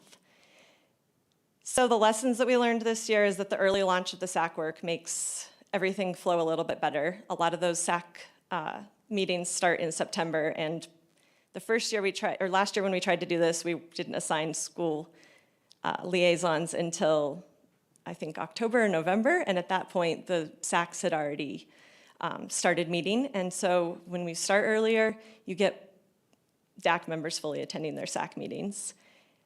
We also have learned that the school SAC leads, so those are the principals or whoever's running the SAC at the school, are actually willing to engage with the DAC and create better SACs. They want our help in being better if we can offer anything. And the SAC liaisons are good connectors. We can provide information, they can provide information to us, and it's flowing both ways, the information. I already said that we're going to collect year-end observations instead of individual meeting observations, and we're going to continue to provide our SAC liaisons with the tools that they need to go into their school SACs. Thank you. Okay. So, by the way, I was a SAC liaison for Thornton Elementary, and I can tell you, every time I went in there, the positive energy is just amazing. It's been a pleasure to work with them. So, okay, so I'm going to talk about spending priorities, and really this is about the spending survey. I guess it was tasked in 2022, and so like any progressive group, go-get it group, we went out and sent a survey out last year. Well, unfortunately, we didn't attain enough data. So we took a step back, and we reviewed the survey, we reviewed the process, we reviewed everything, and we decided to take a different approach. And that was go through the DAC to the SAC. So that's good and bad, and I'll explain the bad later, but the good is we had high participation. The district staff made it much easier for us by reaching out to the schools and making the introductions. I don't think all the schools needed that, but I do think it helped. The DAC leadership did a really good job. They put together a template. There was a presentation, there was a survey, and then there was talking points. So as a SAC liaison, you had something to build on, and everybody was consistent on what they were presenting. And then the SAC liaisons, we presented the requests, we presented the surveys at the SACs. Now, a couple other things that happened was the date was too quick. So we started late, as was mentioned, and the date, we weren't getting enough data, so we extended the date. The good news is that allowed us, as SAC representatives, to go in and say the thing over, right? Reinforce it, and it worked, and that's part of why we got so many, because we got a lot after the initial due date. And the second thing it allowed was the translations to happen. We didn't have the translations at first. Personally, I was at Thornton, and they requested the translations, because every time I went to their meetings, there was translators there. And so I asked them, which ones do you want? And those are the 3 we got. So thanks to Michelle. She did an awesome job getting those done. Okay. Okay, so 49 responses, you can see, from the schools, elementary 19, middle 15, high 5, and K-8 specialty schools, I'll say. There's the translations, Dario, Pashto, and Ukrainian, which are all represented in Thornton Elementary. It's also interesting from the blueprint that we went to, those are the growth areas that we have learned about in our district, right? Because we're going to get that kind of migration, especially into the southern part of the district. Now, the downside is because we did it SAC to DAC, or DAC to SAC, we only got 17 schools. There was 18, but we only got feedback from 17 schools. We need to find a way to increase that, because as over and over, we're not getting enough representation. Okay, so here's the data, and I'll just go through these fairly quick. Claudia did a really interesting thing. She's an engineer. I'm an engineer. And then, oh yeah, Michelle's an engineer too, so. You're just, oh my God, I didn't know that. Okay, clean sweep of engineers, and that's why we present so well. She just basically summed it. A 5 was a 5, a 4 is a 4, and then you multiply it all up, and then you get a number. That high is 245, the low being 45. So anyway, 49. So she had a number. So we're going to present these in the order going down. So the first one is the familiar with Elevate. It scores 192. I'm not going to say this for everyone. I'll just kind of let you know, which is about 75%. And so the focus here is that this is the 2 strongest ones that you see. A lot of agreement on familiar with Elevate and familiar with the district UIP, which, by the way, surprises me a little, but I'm somewhat new to this. Okay, so this is the third, and this is where we start to see a change. And this is where we start to see more disagreements.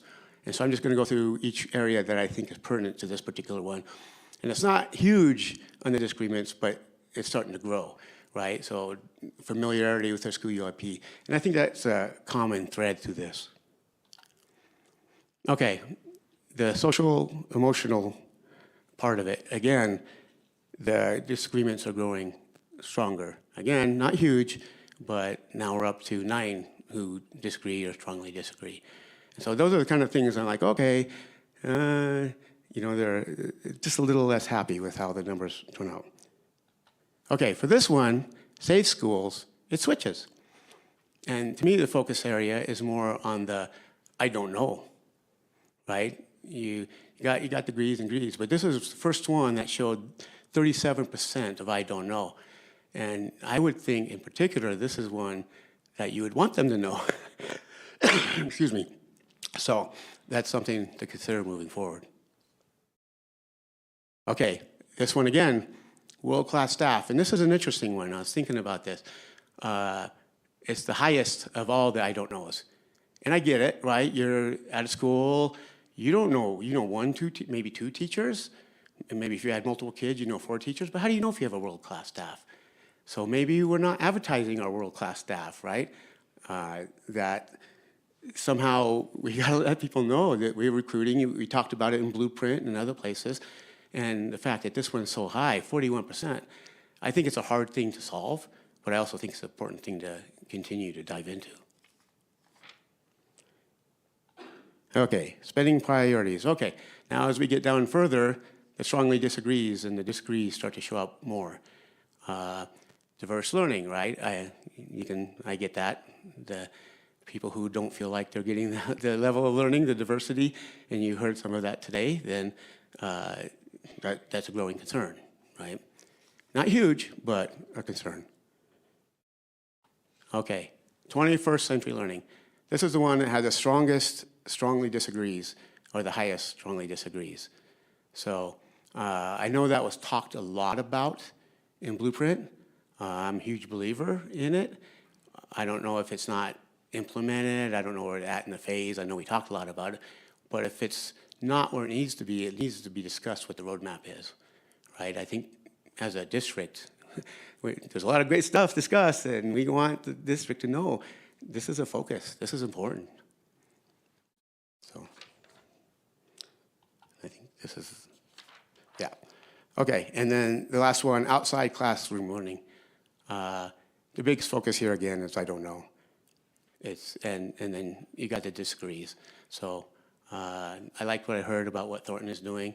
It seemed like there was a lot more of that outside learning kind of stuff going on, and it's becoming kind of excess. So let's, it's kind of something to push out to other schools and emulate at least this part of it, because this was the lowest scoring of all of them. So, okay. So how do they get their information? I love this one. The biggest one is neighbors, family, friends. But I look at that and go, that's a secondary one. Because somebody had to tell those neighbors, family, friends what was going on for them to tell the other ones what's going on. So then I just look at that and go, okay, the district mailers are the most prominent. So good, it's working. Maybe we need to do more. Boards of education meetings, that kind of caught me off guard a little bit, but hey, people are coming. So that's a start. And then school newsletters. And, I get, one of the feelings I get from all the SAC stuff is that engaging the schools, working with them to market themselves, right? You saw that the district level's done good, the UIP, the Elevate. You go down one step further, schools aren't doing as good. And some of that could just be us as part of the DAC, working with them, educating them, and coming up with plans on marketing to your own student body, right? And the teachers, so. Okay. I know this is probably the last thing and we're running late. So these takeaways, I basically covered them all. High level familiarity with Elevate at the district level, a little less at the school level. We talked about all this. Perception, not enough spending on world-class staff, to the highest degrees with that. And then the last one is probably the most important is, I don't know. 25% of the responses, I don't know. And then that's generally just communication and marketing, right? Just getting the message out and getting it down at that level. And I hope as a DAC we can grow our engagement so that we can help with that as well. Okay. And then suggested future, so building SAC relationships, talked about that. Continuing to build on this survey, tweak it a little bit, but you don't want to ruin the data. We just want to build on it. We want to, we might want to find a little bit more. We want to continue evaluating spending based on survey results, right? Do they align? And we got a good view of that with Blueprint, some of the other stuff we've got to do, and so we can take that further. Review the approved budget in fall for alignment with academic. That to me needs to be fleshed out. I'm not quite sure what that means, but I think it can be value in there. And then engage with the Director of Finance. We had a meeting with the Director of Finance, and that was very useful for us. Right? If we're going to be advocates out into the community and into the SACs, us understanding the finance is very important, and I thought his presentation was excellent. So.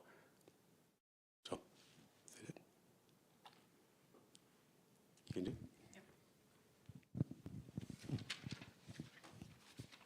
I would just like to thank Kevin and Michelle and Jessica. As engineers, public speaking is nowhere near our comfort zone. So you guys rock. One last slide. Because we are new leadership this year, we sent out yet another survey to DAC members to get their feedback on their experiences with the new leadership this year. 30% of members provided feedback. It was generally very positive. 90% thought they got good opportunities to learn about Adams 12 and to contribute to the work. 100% said they were able to participate and observe all of the DAC's work areas as identified by statute. And 90% believe that the DAC is headed in the right direction. So we are going to keep doing what we started doing this year and hopefully improve on it next year. Thank you so much for listening to our summary, and are there any questions? Or comments? Or comments? I was just thinking, I mean, I've worked with you all as the liaison for the board, and we have a few more DAC members out there who are hiding, but they deserve recognition and appreciation too. DAC work is not easy. It requires some heavy time investment, and I'm just so appreciative of your dedication to this. Michelle, we have to do a shout out for her, because how long have you been secretary and how long have you been on the DAC?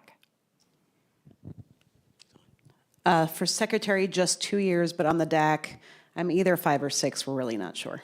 And she's just now, you're moving, that's why, right? Yep. Yeah. So we're losing her, but wow, your commitment, we greatly appreciate it. But I was sitting here thinking, because I've seen the spending priorities survey a few times, and the first thing I hope is that I think the DAC is moving in a wonderful direction. I'd like to see one of the incidental outcomes being increased school accountability committee participation too, just through the knowledge and the visibility you're bringing to the schools. And the second thing is that survey, I think, and this is me thinking in terms of having been a teacher before, would be a great entry and exit ticket for principals to kind of assess how well their SACs are aware of the UIP in the different areas. So it's just a thought I had.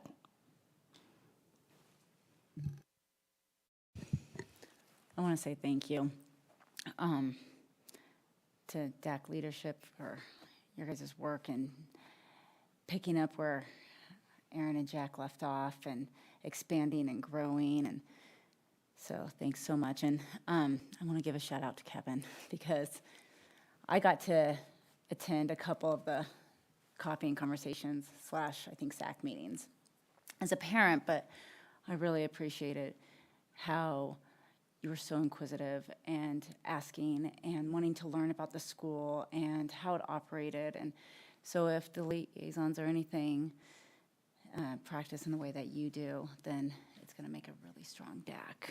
So thank you. And I just wanted to say, as the DAC liaison for the first 2 years of my time on the board under Jack and Aaron, it was really quite an experience to see kind of everything that they had built. And so I think there was a lot of nerves when they decided to leave, but it has been a wonderful time. I only served with you guys for a little bit before passing the baton over to Ms. Battistelli, but watching you guys really embrace the roles that you guys have taken on has been wonderful. Seeing the things that you've really made your own, but also built upon of the previous work has been just truly, like I said, a wonderful thing to see come to fruition. And I look forward to the amazing work that you guys continue and will continue to do. And also, thank you, Michelle, for all your time in the DAC.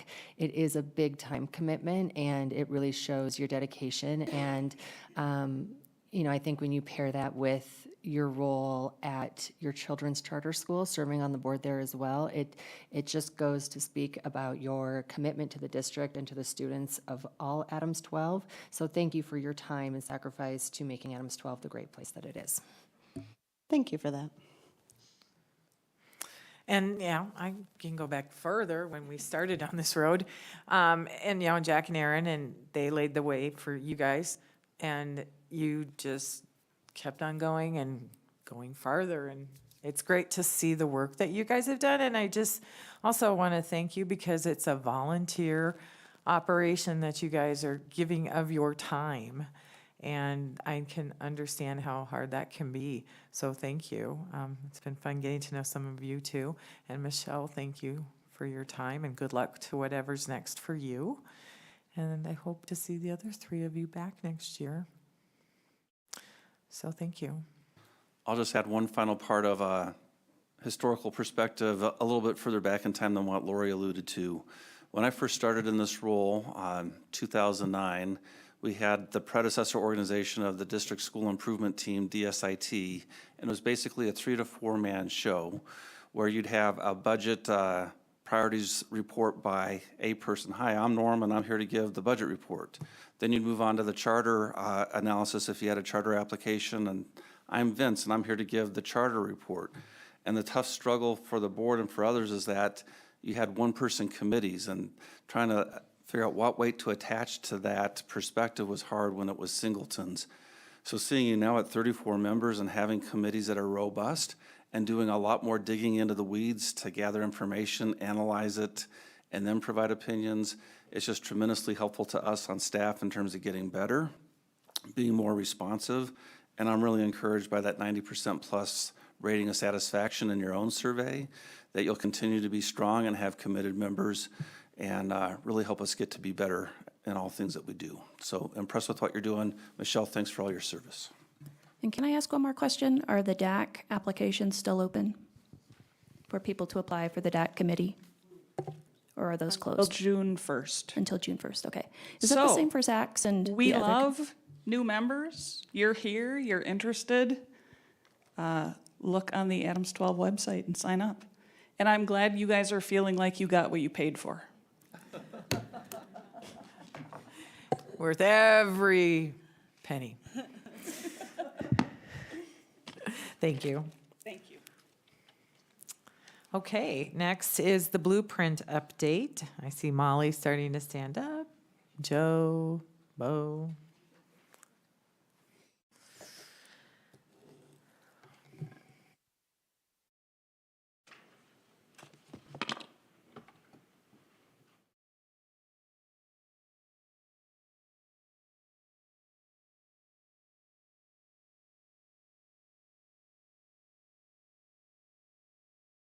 Alrighty.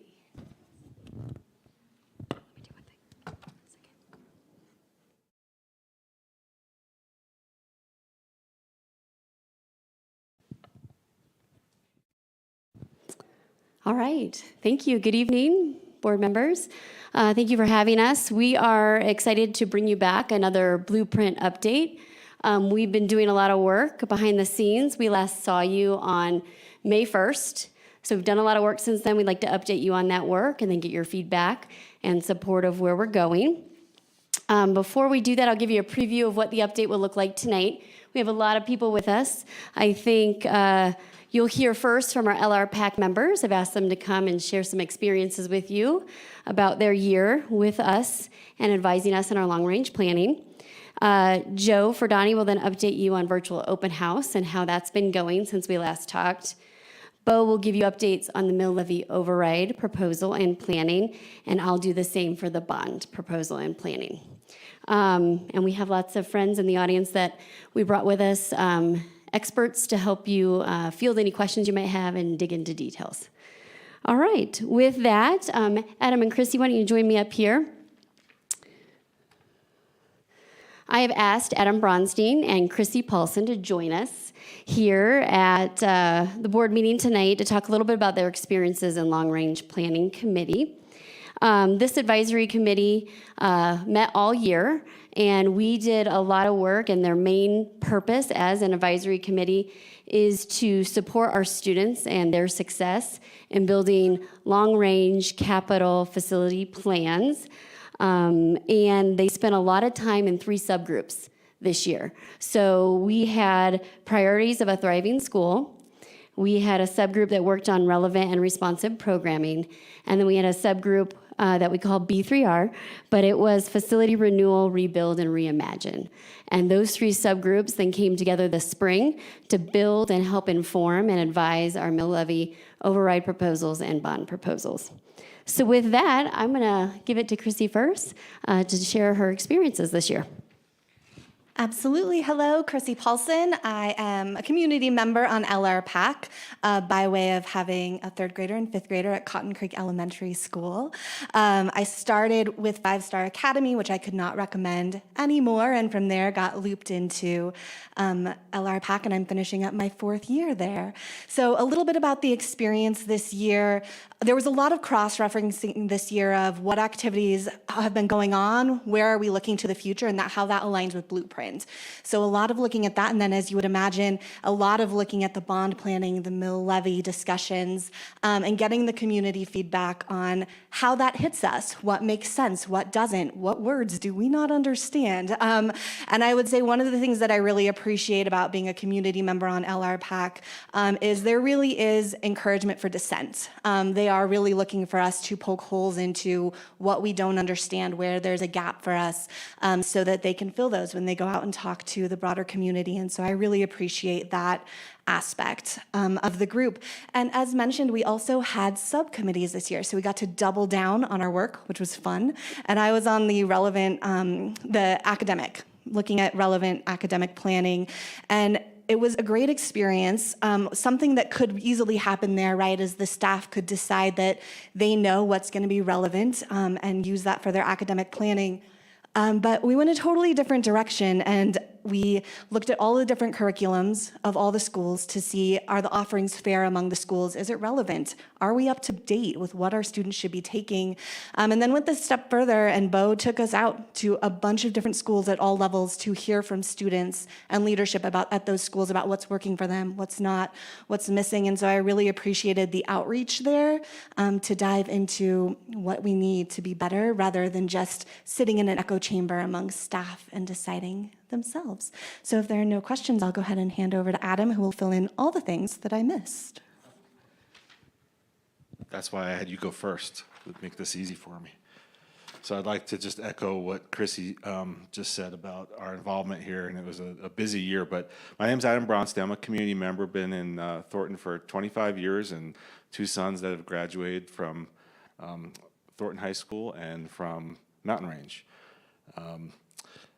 Going back to late last year and through the academic year this year, LRPAC worked to define the scopes of potential bond that we've been talking about.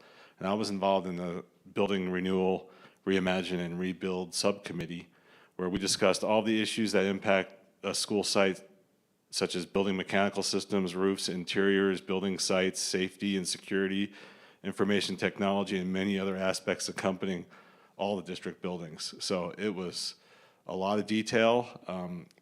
My hat goes off to district staff. There's a lot of content to try to understand what goes into every facility, all the staff that works on these buildings, understand what those items are, the costs, and how that would pass on through the years of a potential bond. Through those meetings and discussions, it was a very diverse group of staff and community members, and as Chrissy mentioned, we were encouraged to ask questions, and some of them difficult, and really felt like our voices were all heard, and just a fair and collaborative, open, honest sharing of ideas. I was really impressed about how organized the process was. Again, it was just the meetings were efficient. They were fun. I have to say that's a really important part of going to a meeting and not being a dry process. And a key takeaway this year was just, again, as a community member, that I feel that everybody who was involved is really, the important thing is the kiddos and the staff. that are there to help develop those young minds, and the Adams 12 community is the top priority. So again, it's a great process. Thanks. All right, thank you, Adam and Chrissy. Any questions or comments before they, well, they're walking away. I wanted to thank you guys for bringing your best to every meeting, for showing up, bringing all of your thoughts to what we definitely need in building these plans. So thank you for your time, and thank you for being here tonight. And I want to say thank you. It's been fun. Chrissy, now I will not forget who you are. Because we meet once a month, and Chrissy's been a big part of this, and Adam's been there for a long time too. And it's great to see, looking forward, what we want for our district, and for you two to give of your time, once again, volunteering to be a part of this, and partnering with the staff to plan ahead. And that's what makes Adams 12 a great place. So thank you. All right, thank you. All right, before we leave LRPAC, I wanted to share one more thing.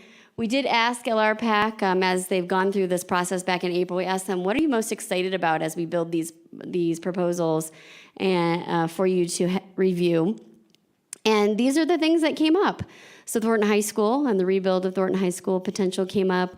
Renewal, our need to invest in our buildings and our deferred maintenance, staff compensation and CT expansion, and computer science for elementary students. So as Bo and I described the proposals around the bond and the mill, you'll see these themes weaved in.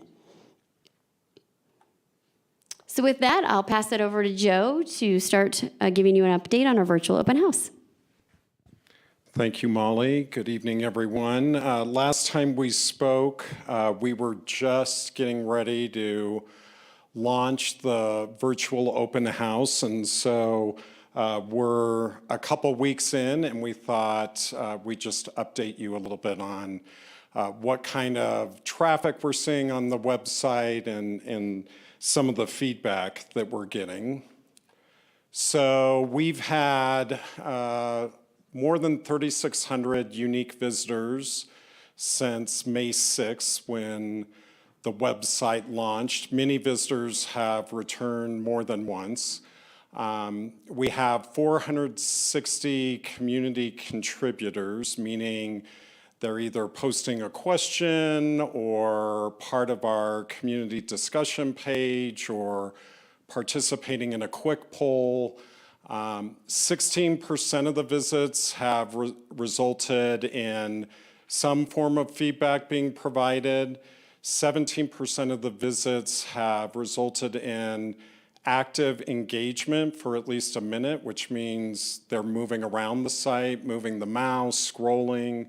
And 6% of the visits have resulted in at least 2 clickable actions. So whether that be downloading a file, clicking on a button, expanding content, these are just different measurements that we get on our dashboard to the site that we can tell where people are going and what content they're interacting with.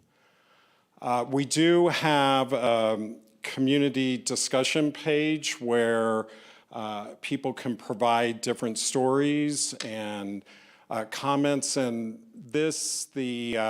both the bond and mill levy override proposals contemplate expansion in career and technical education, as well as different learning opportunities for students. And just wanted to share some of the comments that have been provided on the website. This one says, from a parent, despite all our efforts, he was considering dropping out of school. He enrolled at Vantage Point High School as one last try. They have guided him from dropping out and no desire to a student that enjoys school and is prepared to take on the challenges after graduation. He is graduating on time.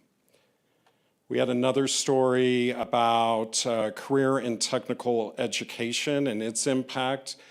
Throughout high school, my daughter was struggling to figure out what she wanted to do after high school, as most kids struggle with this. She found crime scene investigation with Future Forward and fell in love with the puzzle. She is now heading off to college to get her biology degree so she can go into CSI. It would be wonderful if Adams 12 could expand on it even further to help future kids figure out what they want to do. So this is just a couple samples of those stories. We also have the ability to do quick polls that can change over time. We can put multiple polls up, but the poll that's currently up just asks, do you think Adams 12 5-star schools currently has the financial resources needed to meet the unique needs of today's learners? And then you'll see, as people vote, they can see real time the latest results.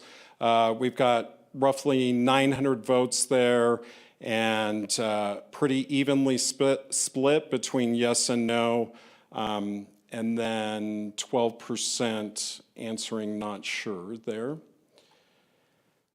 And then this last piece, just wanted to highlight some of the ways that we're promoting the site to our community. I believe last meeting we talked a little bit about how roughly 70% of our community does not have school-age children. And so we just want to be really mindful and of making sure that we're reaching all of the various audiences within our community. So the first day when we launched on May 6th, we had an email that went out to all our community leaders who've been a significant part of this process to date, our board committees, LRPAC, DAC, FAC, as well as our Blueprint Task Force that met earlier this year on 3 occasions. Then we followed that with an email to staff, families, and secondary students. And then week of May 13th, we had a postcard invitation that went out to roughly 58,000 households, just making people aware of the website as well as how they can access it to learn more about the proposals and the work to date. And then this week, we launched some social media ads. I took a peek today in terms of what traffic we're seeing this week, and we can tell whether people are coming to us by typing in the website, coming to us from a social media ad, things of that sort. And this week, 43% of our traffic to the site is coming from those social media ads. So that's telling us, obviously, that people are seeing that in their feeds and clicking on that and exploring the website. And then lastly, later on, when we get back from the holiday weekend, Memorial Day weekend, we plan a text message invitation to community members as well, where we will invite them to visit the site. So with that, any feedback or questions before we move to the mill levy override proposal?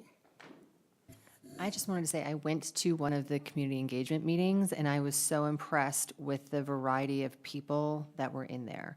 There were people from all sorts of businesses, all sorts of backgrounds, people with kids, people without kids, and it was just really impressive to see that wide scope. So thank you for working hard to reach out to that 70% that don't have kids here. Thank you.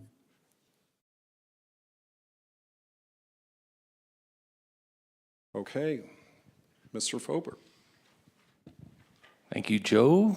Good evening, board members. Before I get into an update here on the mill levy override, since we were with you on May 1st, I would be remiss if I didn't also express my gratitude to Adam, Chrissy, and all of our community and parent LRPAC members. We've been at this for over the past 2 years, and I'm glad Adam said it was fun.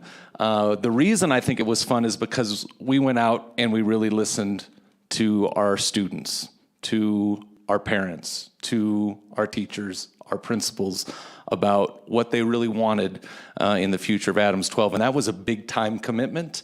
The courage to push back where we needed pushback and get meaningful feedback has made where we are today that much better. So I thank you and the folks you represent sincerely, because it's made our work better. So, mill levy override update. I'm going to focus really specifically on things that have changed since you've last seen it. You're going to see pieces that you've seen before. You aren't going to hear me get into great detail around things you've seen already. I'm going to highlight what's new and different since May 1st, and then, as Joe just did, we'll take some questions and feedback.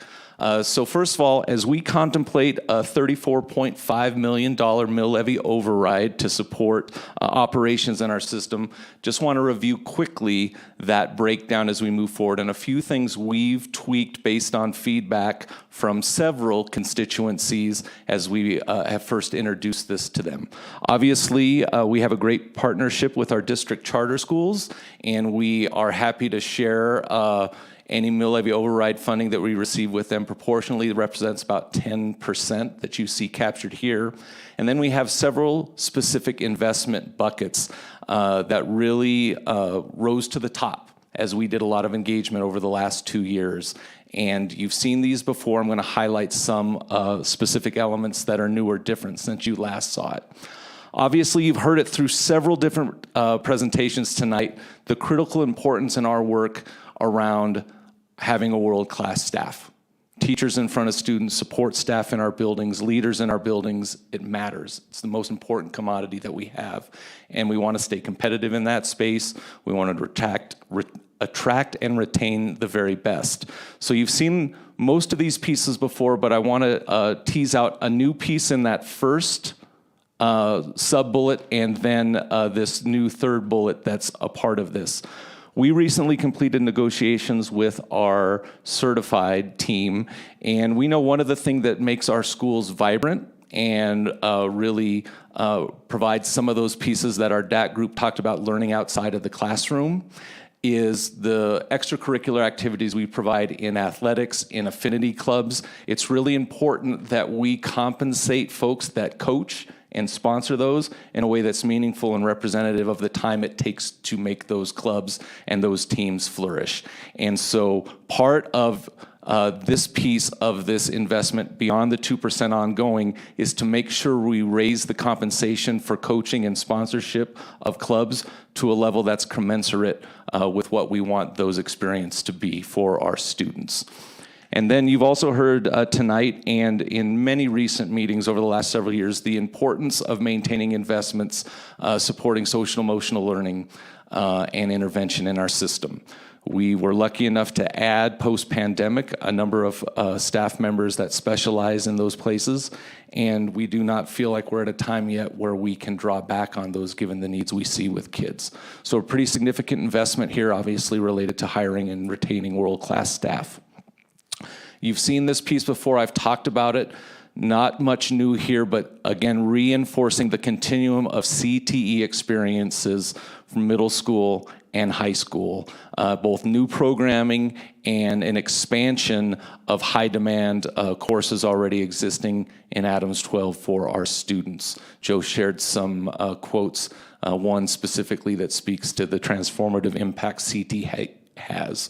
And then you've also seen this piece around, and you heard the Thornton Elementary team talk about the real benefits that they've enjoyed by lengthening their day and being able to provide more programming for students in really important related arts and exploratory ways, computer science. Shannon ticked off a whole bunch around furniture reupholstery. I mean, there's some ones that I thought, wow, we need to look into all of these, but when you lengthen the time, you create so many more opportunities for that to happen. We know we want computer science for all. Right now, we only have 9 schools that offer computer science based on enrollment. We want to make sure that computer science isn't just based on how many kids you have in your school. I believe it's a fundamental experience that all kids in elementary need to have moving forward. And then when you add those 25 minutes, you create that more exploration-related arts time. you double the amount of collaboration and planning time that teachers had. And you heard Shannon and Vicki talk about the real benefit that's had at Thornton Elementary for their teachers to have that expanded planning time. So I want to spend the balance of my time talking about what this all looks like in the roll-up.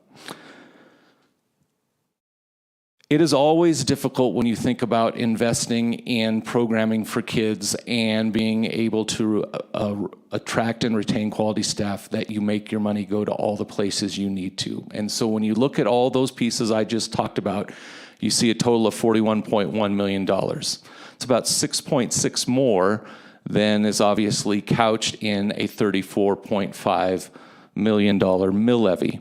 And the question, obviously, and it's the right one, is how can that be? I want to explain that a little bit to you around how that works and why we think it's important to be transparent around how a $34.5 million MLO can actually fund $41.1 million in needs. The way that happens is really the function of three different things. The first is phasing in these investments over the next few years rather than immediately and all at once. Some of those investments do happen immediately and all at once. The 2% ongoing compensation for our staff, that happens right away. We use that right away. Increasing the stipends and compensation for coaching and affinity groups, that happens right away. A lot of the programming then that's built out around CTE and elementary is not work we can do right away because of the time that it takes to start to ramp up that programming and to hire staff to do that work. So because of that phased-in approach and that work that will happen over time, the money from the original mill levy override comes in, but we don't spend it all immediately. We spend the part for compensation for some of the expanded sections of CTE work for high demand that we want to provide right away. And then we start, as we prepare the ramp up for the other programming, to draw back on subsequent years of mill levy proceeds. So in the first year, we would take in $34.5 million, but we might spend just 12 or 15 million of that in the first year while we're working on building the programming. Then in the next year, when that 34.5 comes in, we now have the balance of that unspent money from year one to apply to the work that we're ready to ramp up in year two. So that phased-in approach, not spending all of the proceeds immediately, allows you more buying power over time. One thing I want to just point out right here is we know you and several other of our audiences want to see this detailed and see exactly how this works out, and we are going to provide that for you and all others in our community to show exactly how this type of phased-in approach combined with some of these other two allow us to meet $41 million worth of needs with $34.5 million worth of MLO. So the first piece is the phase-in concept. The second piece is being really strategic about how we apply proceeds from a mill levy override that adjusts for higher costs over time. You've heard Chris share with you before in this room that through the years, we have had mill levy overrides that do not adjust for inflation, do not adjust for growth within the community. And then what happens over time is the buying power of those mill levy overrides do not go as far as they did when they were first passed. This particular mill levy override that we're contemplating, we would move to a fixed mill amount. When you use a fixed mill amount, you're able to, by virtue of how that's applied going forward, to adjust for higher costs. That higher cost means that buying power stays more consistent, it's locally referenced, and so what we experience here in terms of higher cost and need ends up being commensurate with how those mills adjust over time in their value. So that's another piece as we plan forward, being really cognizant of how those adjustments for growth are applied for the work that we want to do as a system. And the third piece in here that allows us to do this is adjusting the scale and scope of this work as our enrollment changes over time. We know as we project forward right now, our enrollment is shrinking and declining. And so when we think about expanding a compensation program in Title I schools, we don't know how many teachers within those schools as we move forward might be needed as enrollment shifts. We don't know how many coaches club sponsors will need as we move forward. Same could be applied to compensation overall based on the number of students we serve in our system. It's also possible as we think about CTE expansion that those needs could shift over time, and the number of sections we need to add today may not be the same sections we need to add 4 or 5 years from now. So all of that is at a very high level how we can meet those needs at $41.1 million through a mill levy that brings in $34.5 million. We pledge to bring to you, as we work closely with our finance team, exactly how that would work specific to these buckets over time, so that rather than me giving you kind of an itemized list of 1, 2, 3, you can see how the function of all 3 of these components would actually project out over time and allow that money to go further. You will hear from both Molly and I tonight that we don't want to ignore the work that we have done over the last 2 years, that we can't, even with what I just described to you, fit into this initial investment package. This work remains important to us. You heard me say last time that some of these pieces on here I believe we can pursue without additional revenue, but we can go further faster if we are able to, through all the means that are potential in the future, have more revenue available to us. A lot of this is more responsive and customized interventions and supports at the secondary level, more options for earning graduation-bearing credit at the high school level. Still very interested, and as I told you last time, I'm going to turn over every rock to think about how we can have a common and robust middle school outdoor education program in Adams 12. And then this last piece that you did not see on May 1st, which is a new piece in both the bond and the mill levy, is the potential to need some new staff to support potential security enhancements that we might consider in the future. So these would be next tier investments that have been ones that have been important and part of the discussion over the last 2 years. But even as we've gotten very strategic and focused around how we can get the most out of this mill levy override, we won't be able to do without some additional revenue beyond the mill. These next pieces, I just wanted to share feedback we received at our most recent LRPAC meeting last week, where we shared this more up-to-date picture of the MLO. One piece that was shifted and different between when LRPAC saw the proposal and you saw it was the addition of the elementary specials related classes and the lengthening of the day. That was really feedback that came out around we'd like to see elementary specifically contemplated. And so we brought that in. You can see based on the question, how's that make you feel around your support? More than half of the people in the group said that that makes them support it more than it did beforehand. Some it did not have any effect. These next slides here that I'm just going to leave up very briefly, again, talked about why people voted the way they did, either finding the elementary addition to be compelling or not.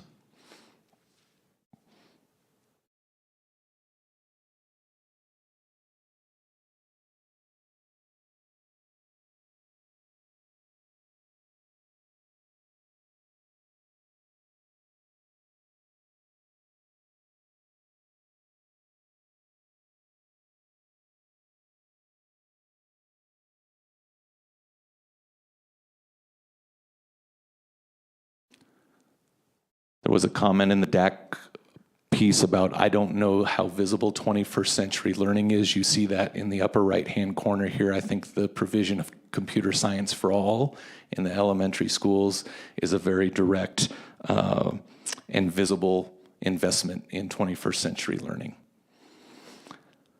So with that, I'm happy to take any comments, feedback, questions.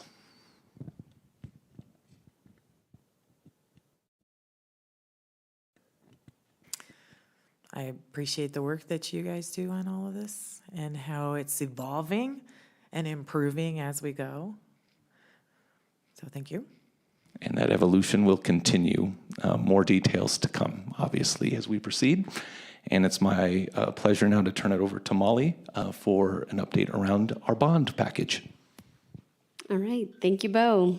Let me get settled here. We have some PDFs. I just want to make sure we have them here. If I can find my.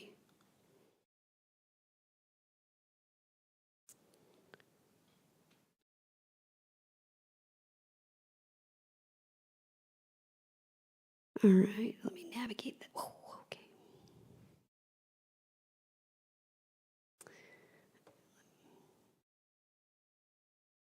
All right, so last meeting, before we go to the slideshow, I want to remind you, I'm wondering, Margie, if you want to come up here and join me and help me navigate while I speak. That would be helpful. You saw this last time. This was with us on May 1st. This is our bond proposal worksheet. Just like Bo, very similarly, we have the off-the-top costs and our charter allocation, and then you have the left side, which is our bond proposal. And I wanted to share with you and a reminder of what those are. We have not changed any of the big buckets of things you saw in the last session with us. So as a reminder, our expansion and new builds are career and tech campus expansions, an expansion over at Future Forward Wash Square and at Bowman. And then we also have the Thornton High School rebuild, which we talked about. The build of our central build of our central warehouse. And then the expanded preschool opportunities. So those are still the major buckets that are in the bond proposal. Nothing has changed with those, and then we have all the renewal categories, from furniture to interiors to exteriors to school grounds, enhancing safety and security, along with our school network connectivity, Wi-Fi, et cetera. So I just want to remind you what's sitting on that left side as we go through the small changes that happened between last time we met and now, and the why behind those. Molly, I'll just add quickly that the one thing that we've done on the left-hand side since the last meeting is meet with all of our charter leaders about the methodology that we have developed for allocating funds, and they all felt like it was fair, reasonable, and they were all supportive of that. So that's another piece that's nice to have in place. Yep, and you'll see on the screen that it's at $53.8 million. And we have it on both sides as we go into the bond premium conversation that we had last time we were together. We also have a charter premium allocation noted there of $4 million. And Margie, would you switch to the slide deck, please? And I'll show that one next. So we just want to remind you of it. It can be very detailed, the bond proposal.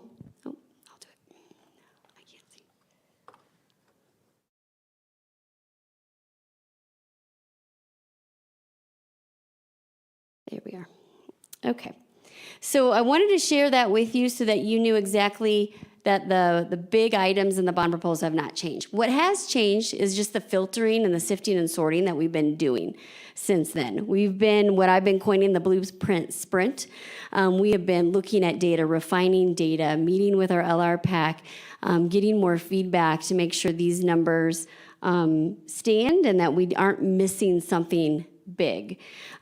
We have just a few things that we've changed. So in the career and technical education campus expansion I just spoke about, we did add $3.5 million to that bucket of work, and that was because it was scheduled to be 19,000 square foot expansion at the Future Forward at Wash Square campus.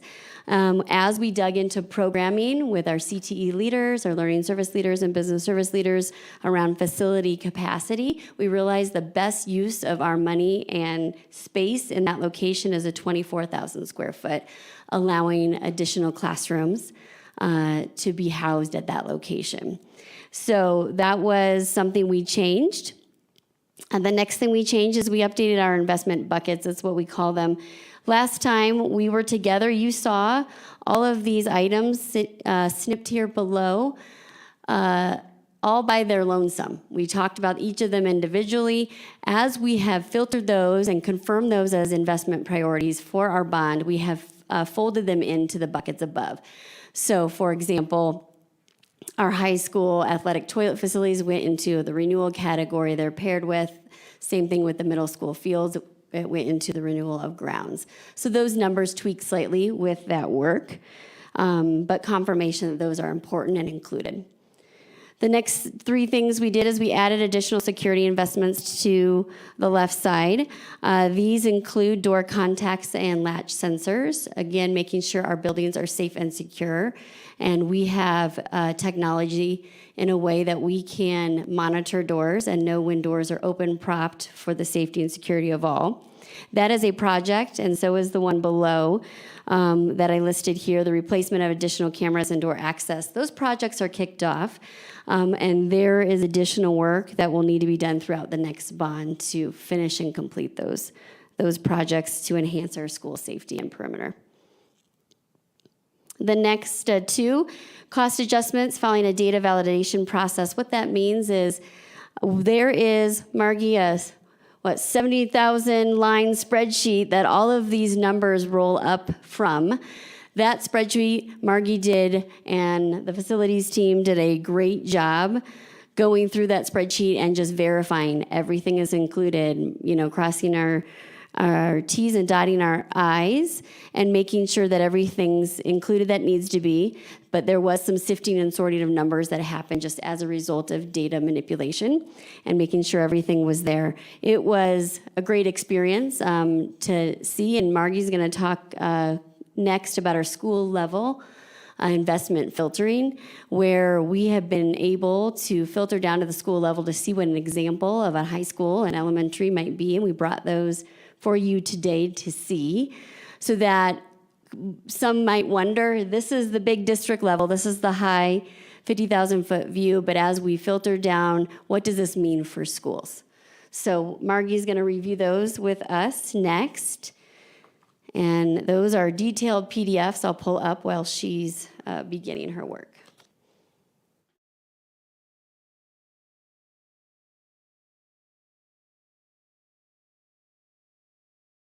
Steph Hicks, just a question on where the documents are for the PDFs for, is it here?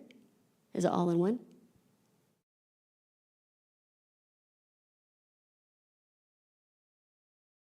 Let me just check. No?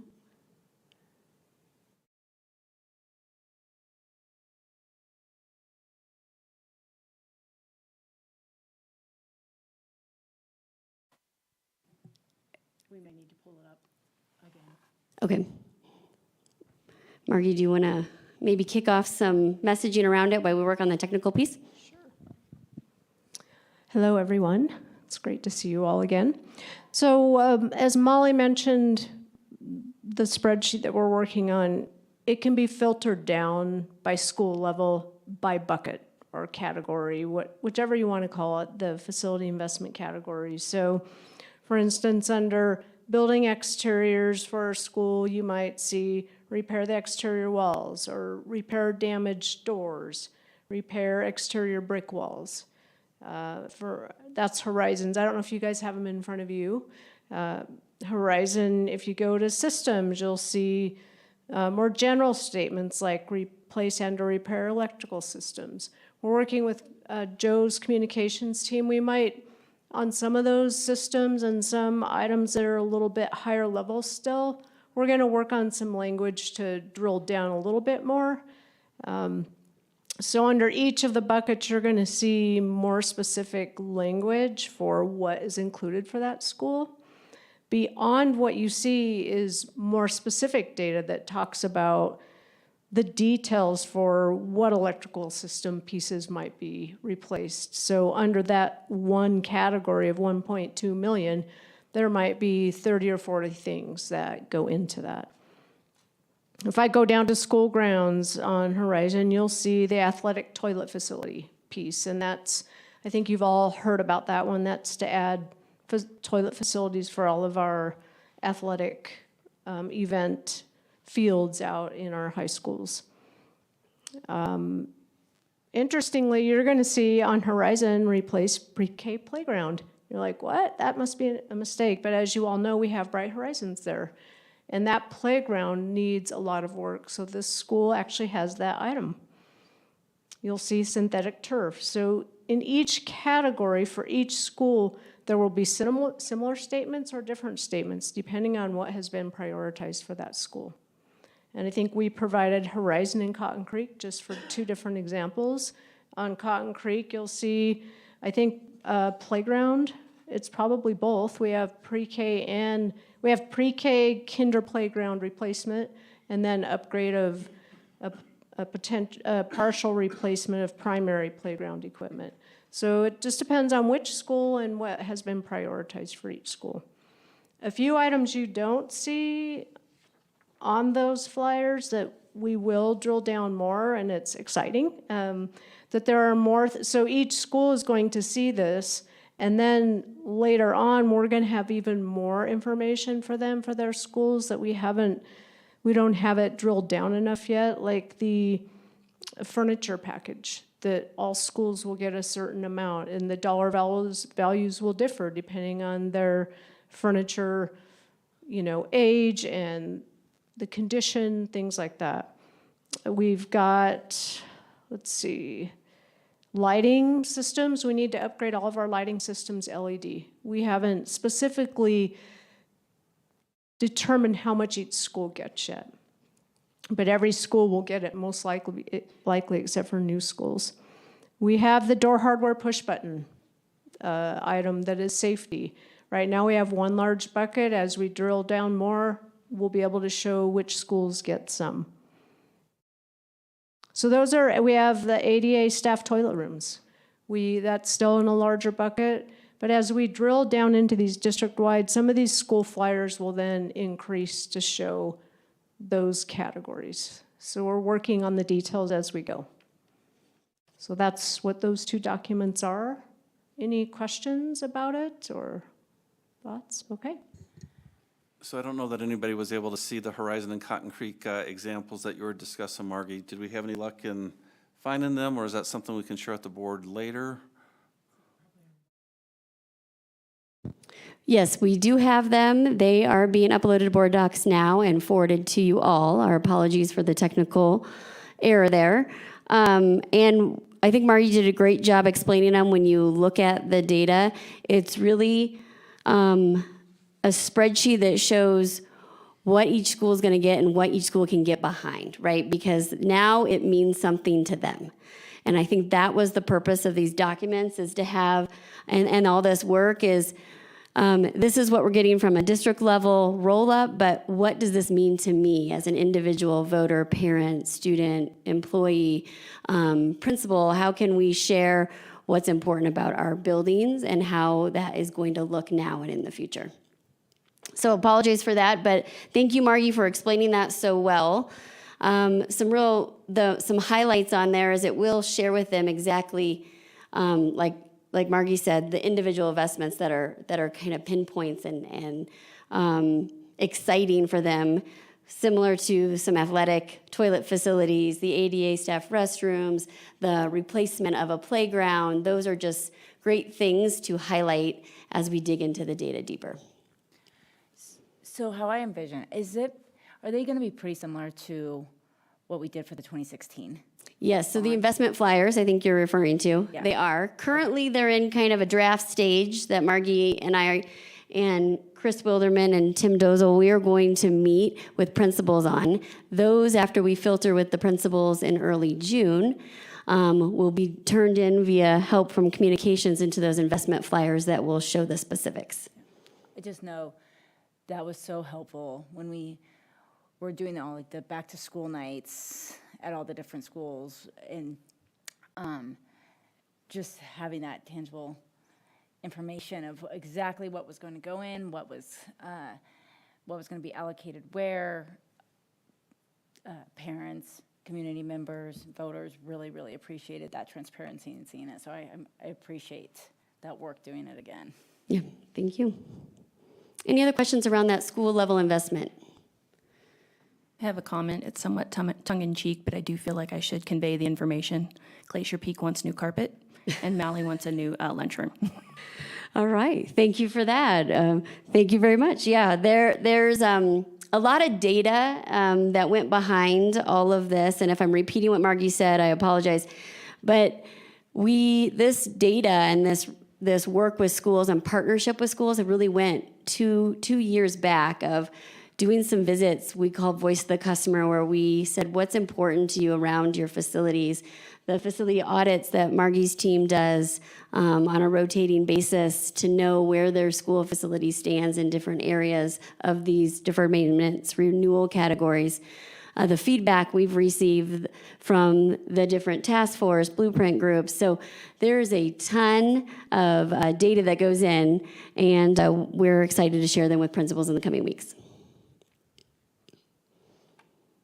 All right, as we move to the right side, I didn't want to forget the same messaging that Bo shared with you. There are other items we want to consider.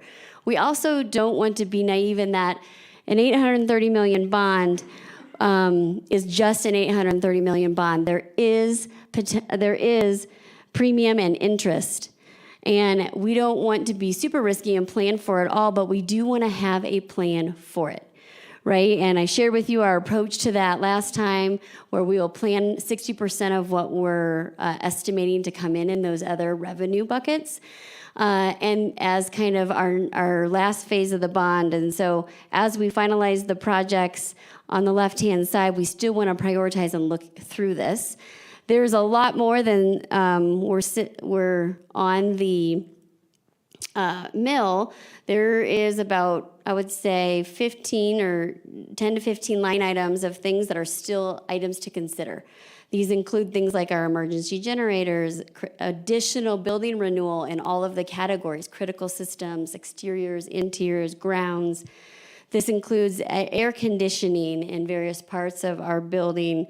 It includes additional CTE opportunities, especially in the southeast corner of Thornton, as we look to that. The central kitchen portion of the warehouse, right, to have that complete package for our students as it comes to nourishing them, to being ready to learn. Furniture renewal, security enhancements, like Bo mentioned. So all of those things are still there. I did want to share with you how those were grouped and rated at our last, and ranked, I should say, at our last LRPAC meeting. You'll see here that our renewal categories rose to the top. So it's very important that we invest in the buildings we have and make sure that they, those renewal categories and that deferred maintenance gets taken care of. And so we have warm, safe, and dry classrooms. Emergency generators came in kind of tied with safety and security and CTE. All of those, 15 to 13%, all the way down to the central kitchen AC expansion. I will say, in looking through the comments and the table discussions with LRPAC around each of these about why they voted the way they did, they had instead of just ranking top to bottom, they had 100 points to assign and to give to different priorities that they felt were important. So this is how that leveled out. Some of the reasons the people or the members who said air conditioning were important in our gyms. They're talking about middle school sports, our parents being in those gyms as we're starting to do things more in the evening in our facilities. Those things were some of the reasons for why those were given points. Central kitchen, right? Wanting to have more of a scratch cooking future for our nutrition program and our students. Safety and security and emergency generators around making sure we have the resources we need in those areas to make sure students are served even when power goes out, even when and we have other safety needs.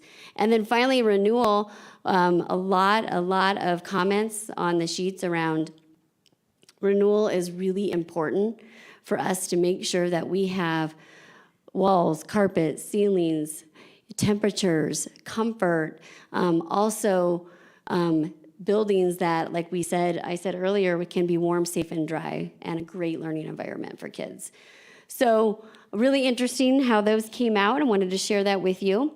We did drill down a little bit. What was the most important renewal category? If we had to, we know we only have about $51 million to spend of bond premium to plan to.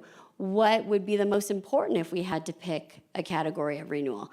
You'll see that critical systems rose to the top. Same thing here with if you had to rank the new build projects that could be possible with our bond premium, what would you rank? Central Kitchen rose to the top here, followed closely behind both of the CTE projects that are listed in that. And if the district had bond premium money to spend on air conditioning, what would be the most important? Gyms. Not a surprise after the feedback that LRPAC had around that. That's also one of the places where kids are physically active, right? And it's increasing the temperature in those areas. So not a surprise, and something to think about as we go to filter this in the month of June and July to come back with you for kind of our final plan around bond premium spending. So with that, I want to introduce some members in the audience that could help answer questions or feedback. We wanted you to really have experts in the room that could talk about different projects as you guys might have questions. So Margie is here from Facilities Design Director. We have Jeff Ohm, he's here from IT, Executive Director of Technology Strategies. Tim Dozel, and Director of Construction, and Chris Wilderman, Director of Maintenance and Operations, to answer any of your questions as we look to gain support around this bond proposal.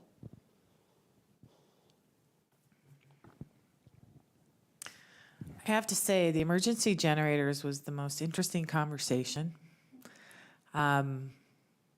Reasons for it, reasons why it might not be important, and they were all valid reasons. But that was probably one of the most interesting. It'd be interesting to see where it lands. Yes, out of 8 tables that discussed emergency generators, and 3.5 tables did discuss that.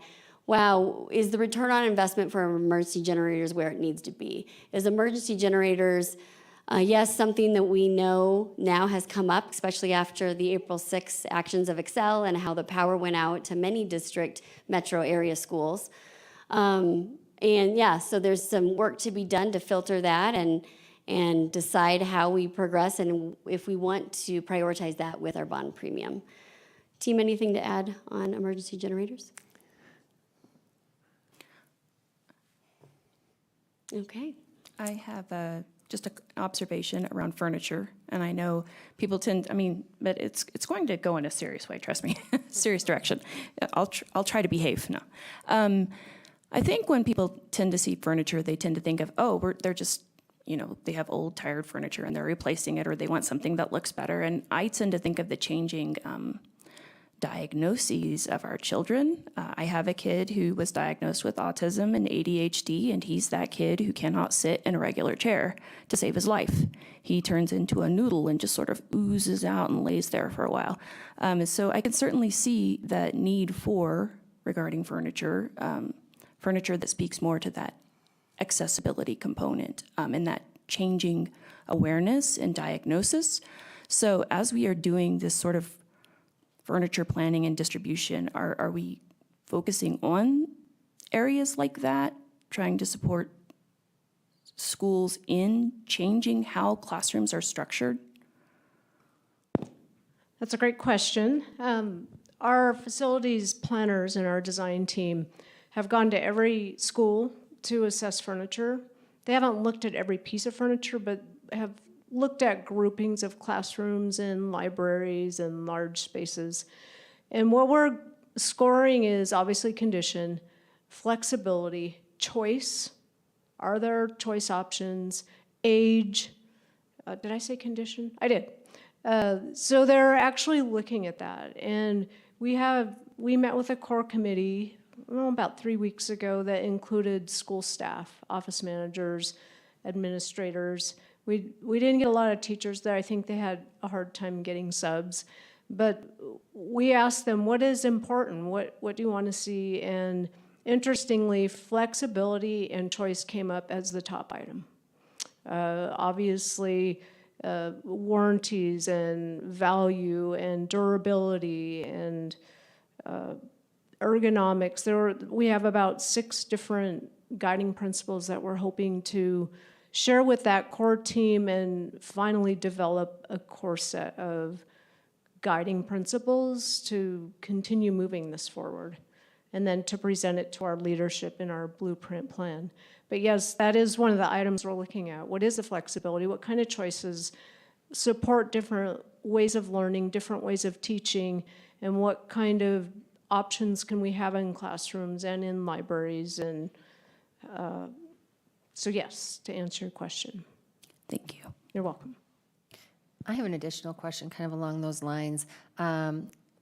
It feels like forever ago, but not too long ago, I spent some time with our custodial staff, and they even let me clean a classroom and a bathroom. But when we were cleaning the classroom, it was a pretty interesting experience to see from class to class, like how much time it was taking based on furniture, based on whether it was tile or carpet. There's just some furniture pieces that gum and Sharpie doesn't want to come off of. So are they being considered, are we getting feedback from that stakeholder group when looking at some of those furniture packages or building updates?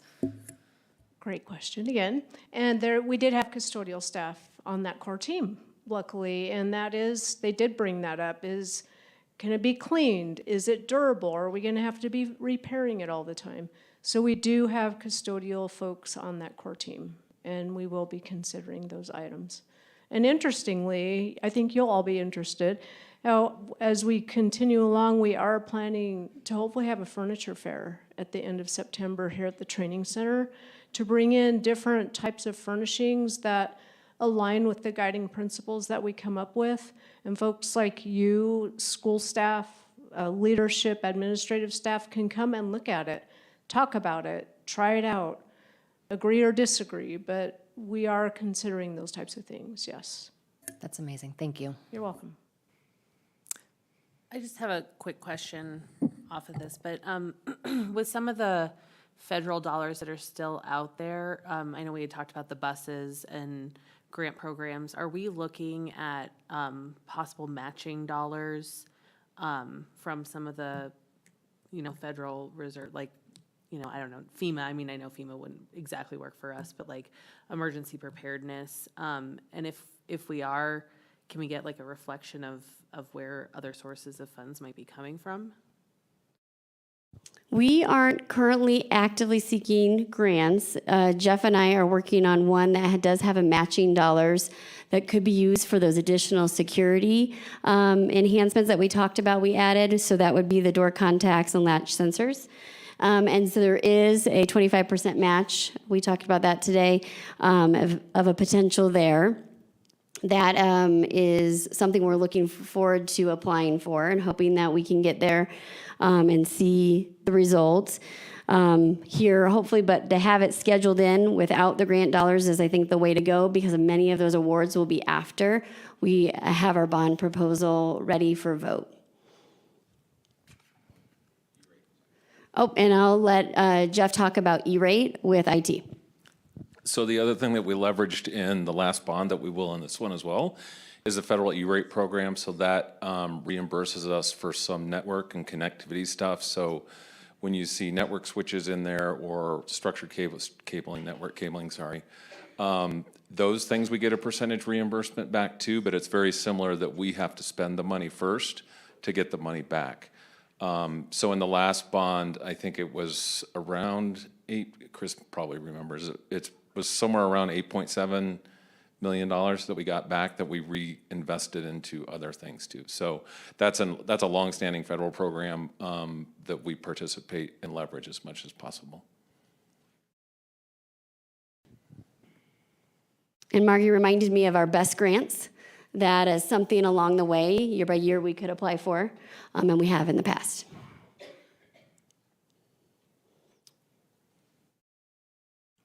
Okay. Thank you. All right, thank you very much. I have one more slide. Just wanted to tell you where we're going. We've talked a little bit about it, but we're going to do a principal review and our admin review here early June. We're hoping to work on, like you said, investment flyers and our bond packages and what that would look like this summer, along with doing polling end of July, potentially beginning of August. And then we hope to come back to you in August with our proposals. And I just thank you very much for engaging in how to help finalize these so that we can gain the support we need. Thank you. Thank you.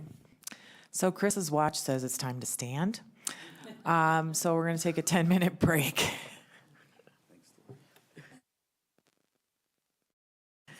See you back at 9:01.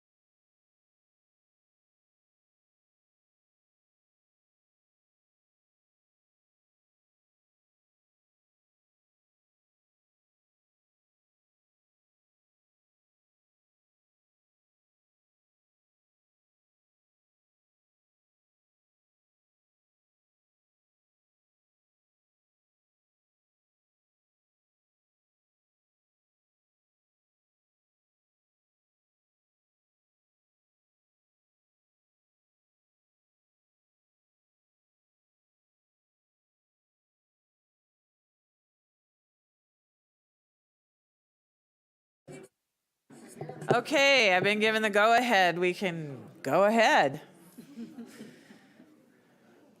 Okay, next up is Mila and Dave. I tried to get you guys in before the break, but sorry. Oh, and Paul. His name's not on here. Oh, that's okay. We're gonna get a negotiations update. Otherwise known as me and the boys. Let's see. Pull this. I think you're right under. There we go. Good evening. You have a few, you have two documents that have been shared with you in the board docs, and we're not, I don't believe, going to speak to each line item by any means. These are summary documents. Traditionally, we publish this summary. It lives in the back page of the master agreement every year, and it's just line by line, every single thing that we touched or changed. And I'm going to hand off to our partner here, Paul Williams, who you've met before, to give you just a high level of recent changes and updates with classified. Thank you. So most of the stuff we just talked about, I guess, was probably maybe 3 weeks ago. And most of that stuff is still the same. The only thing we did kind of a little bit different was on our comp time. We've expanded that a little bit, went to where people have the ability to earn up to 40 hours. There it is on the MOA for compensatory time. So really the change there was just adding that people can bank up to 40 hours. This year it was just where they were able to bank the 2 days in the fall and then 2 days in the spring. So we've expanded that just a little bit. And then we did the MOA, we extended the MOA for the family and medical leave insurance family program. That was something that we didn't talk about last time. And then we added the MOA for the mill levy passage was the other piece we didn't talk about last time. So just to give you guys an update on how we're polling, right now, today we were at 92%. It was 295 yes and 25 no. So very positive feedback so far. We sent a reminder out today to remind people that voting will close on Friday, but it's trending in the same direction it typically does. We typically have about 300 to 400 responses, and that's where we're at so far this year. So we're expecting that same. Thanks. Any questions for Paul? Okay. On to. Thank you. Thanks, Paul. And one of the other things that they're going to work on is we are going to work on a study committee related to considering the pilot salary schedule in the classified space. So you've heard a lot about that in the certified space this year, and classified has been watching, waiting, and then we'll have a group that will work on whether and how that might meet the needs of certified staff or classified staff members. Okay, and here to talk about our certified agreement at a high level, Dave Lockley. Hello, board. Thank you again for inviting me to speak today. I just want to take the opportunity to once again just thank you all for attending all the graduations. Many of my friends were in the audience this last couple of weeks, and just always appreciate seeing all of you at all the graduations. So they asked me the next time I saw you all to extend their thanks and appreciation. So I'm just taking that moment of personal privilege to do that. So in addition to the work that we had come to talk to you about a little bit before Paul a couple of weeks ago, we have added some additional work, and they're really represented in the memorandums of agreement work there you can see at the top of the screen there. Scroll just a half bit, there you go. We are launching into 2 new study committees that we're working on that we're really excited about for this next year. One has to do with our high school counselors and really working to define what their work looks like. You know, the high school counselor world has changed significantly over the course of the last 5, 10, 20 years, and our master agreement and really our district policies have not kept up with the changes in their world. And so we already have a group of administrators and counselors that we've pulled together. They're going to continue to do that work so that they can be both seen in our policies and in our master agreement, so that we can really kind of cement and create a vision for counseling in Adams 12. The next memorandum I would highlight is the Elementary Instructional Minute Study Committee, which is a very odd-sounding name, but it really calls back to one of the earlier people who spoke today with Shannon West and the work at Thornton Elementary through their innovation plan, with their opportunity to have that additional plan time built into their day, the students having more opportunities for exploration through electives, and really moving them closer to what our K-8 schools experience for the elementary space. And so what this committee's work is going to be really set forth to do is to look at what would it take if the mill passes, as you saw Bo talking about earlier, what would it take in our systems and structures to be able to accommodate that at all of our elementary schools across the system. There'll be systematic changes, curriculum changes, a series of things that will need to be adjusted. And so we want to start and kicking off that work in the fall and really looking at what would it take with or without the mill levy passing. And then I did also want to I was originally going to talk about, well, Thornton Elementary does such a great job, and some of the inspiration behind that work and the pilot schedule, but Shannon stole all my thunder earlier this afternoon. So She said it better than we could. she said it way better than me and Mila could. So, that's really the work that we're doing, is trying to make sure that schools like Thornton, who have shown those continuous improvements, are able to be reduplicated across our whole system. Similar to Paul, our ratification vote actually closed today. And through that process, we did ratify at 85%. 85% is well above the required number. It is one of the lower vote totals that we've had.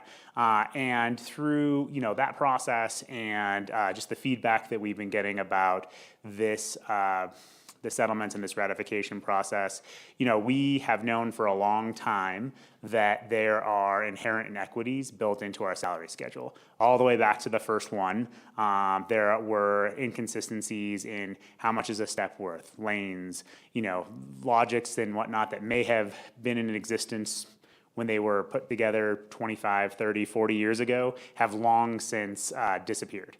And really, we have only done Band-Aids and adjustments over the course of the last 25, 30, 40 years to that initial salary schedule, adding a thing here, tweaking a set of boxes there. But we've really been building on top of that original designs, and it's long past time for us to work and do an actual redesign of our entire salary schedule.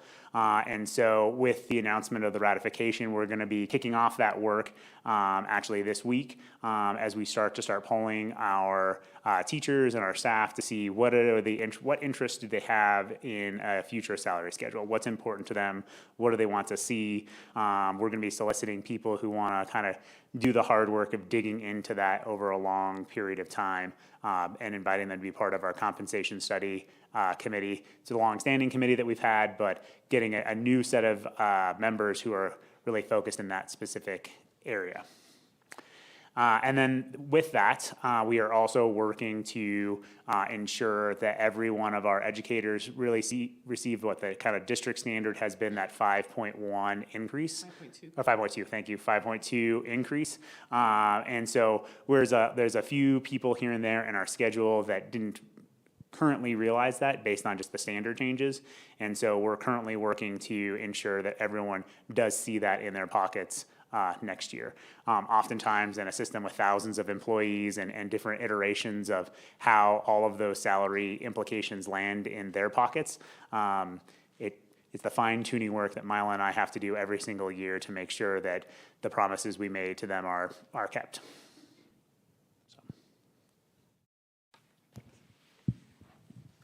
Any comments or questions? So Dave, while you're here, I just want to check my thinking that I shared with the Board of Ed during work study. Given your reference to the 5.2%, what I explained to the board is there are some staff members who receive zero additional compensation for a step increase, and then there can be others who are less than 1.7. 1.7 is an average. And so we do have a number of employees that would not be at a 5.2 for next year. We've estimated the cost of getting everyone to a 1.7 step to be just shy of $1 million. We feel like we've got the funding to do that, given the advocacy we did at the legislature for mill-levy override matching and the $1.9 million that we've secured through that means. So I'm just checking with you. I think what I've talked to the board about doing at the next meeting is bringing forward not only a motion for the board to ratify the agreement and approve the agreement, but also to add on this additional $1 million to supplement those people who'd be short of 1.7%. And just wanted to test to see if you feel like that's responsive to needs of members that you've heard. It definitely is responsive to what we had all hoped to be able to give them, what people have expected through the system. You know, one of the things that is challenging, as I mentioned before, with those inherent just inequities in the salary schedule is, you know, there are and always have been a number of different parts of our schedule that have 0 step increases. They get a step, but that step has no numeric value to their salary. And so actually in our current salary schedule, the steps range and always have ranged, so this isn't a new invention, between 0 and 8%. It's always ranged somewhere in there. The average we talk about is 1.7. The most common is 2.2% increase as far as like the actual most common step in there. But those ranges have always existed.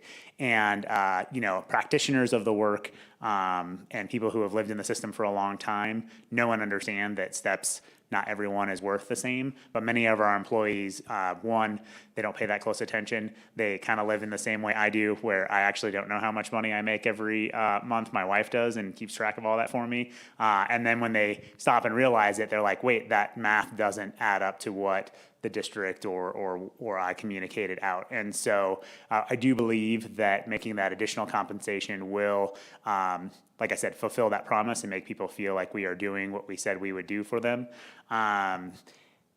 And also, it won't fix the ongoing issue that this has always been the case. You know, I can remember being in parts of the salary schedules in different iterations where we had 3 to 4 years where you saw no step increase as far as numeric dollar values. And we've done a lot of work to make that better and smooth that out over the years. But much of that smoothing has also made it so that there's just, once again, no logic left to why is this step worth this percentage versus that percentage, as we've tried to smooth over and make sure people get a more balanced amount of money over time. Did I answer your question, Chris? Okay, just want to make sure. Anybody else? All right, next time we'll vote on it. So the other thing I just was going to raise, given this discussion and given that the board won't take action to approve the agreement until teachers are already out the door in June, I just wonder if there's some benefit in a joint message that goes out from Mila and Dave to teacher membership, just referencing the conversation we've just had and that it's anticipated this will be presented to the board for action at that next meeting in June. I just feel like it's nice not for people to be in limbo or expecting the worst or being frustrated when we're likely going to reach a solution on this. I'm more than glad to, I don't want to speak for Mila, but I'm speaking for Mila, you know, to put out a shared communication as we have after we do our IBS meetings and other times that basically informs everybody that, you know, that DTA has ratified, the board's expected to vote on this on whatever date you all have chosen. June 5th. I'm sorry, what? June 5th. June 5th, and that, you know, in the interim, we have developed a plan to ensure that everyone has hit that 5.2% threshold. So I have no problems working with Mila to send that out this week. Yep. Thanks. I think that would be good, and we can also address common misunderstandings that have occurred as we've rolled out and gotten feedback about the things that are commonly misunderstood. So it's a chance to reiterate, to name the good news, and then to also telegraph our intention to work on correcting this issue that has existed for many, many years through our work in the coming year. So good idea to do that. Thanks. I see Gina and Aaron rushing up here to tell us about the proposed financial plan and budget for fiscal year 2024-2025. Good evening, board. Thank you so much for hearing our budget presentation tonight. While I look for and pull up the presentation, Aaron and I chatted last night as we were preparing for the meeting, and he had a really great suggestion because you may have noticed in the board packet, you had a nearly 300-page document that we included. That's something new this year that the district hasn't historically done. And so what Aaron suggested, and I thought was a great idea, was to break out the budget book so you know what areas would be more worthy of your time to focus on. As much as we would love everyone to read this document, we know that's not necessarily realistic. You can join our club. So anyway, Aaron's going to give you a little bit of guidance on where your best time would be spent to understand the district's budget outside of what we've presented. Oh, look, and he pulled it up for me. That would have taken me 5 minutes. Glad I could be helpful. What I want to do, as Gina just mentioned, just walk through a couple of things. What I'll do is put this together in a little one-pager and provide to Francis and Stephanie to get to you tomorrow. As part of CASB work, you have the CASB Leadership Workbook. It was the latest iterations, 2023. So I encourage you to take a look at page 83 of that workbook, of your CASB workbook. In your CASB workbook on page 83, you will see the David Letterman top 10 list. The top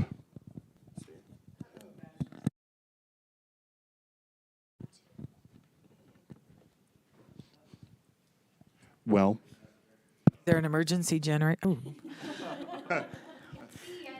Our microphones aren't working either. machine room lost power. Great.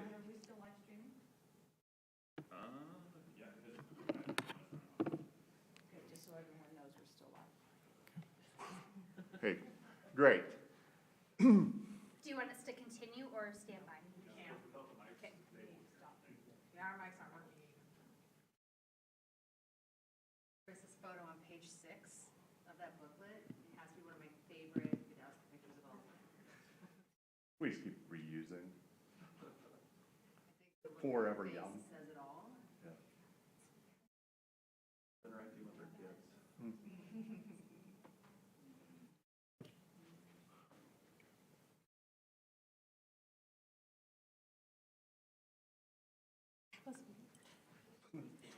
Enough of this guy. That is like the big hook.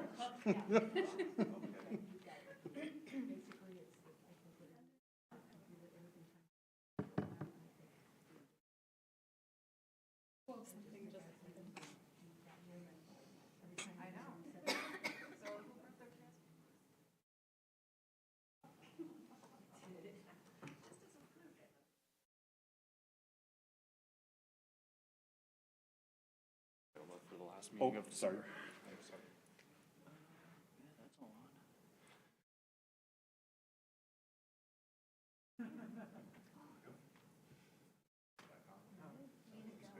Yeah, we need to get the podium monitor on so you guys can see it though. As long as we can advance, I don't know. Okay, yeah, so this will just be off and then this should all still work. Okay. Are we back on? We are. Test.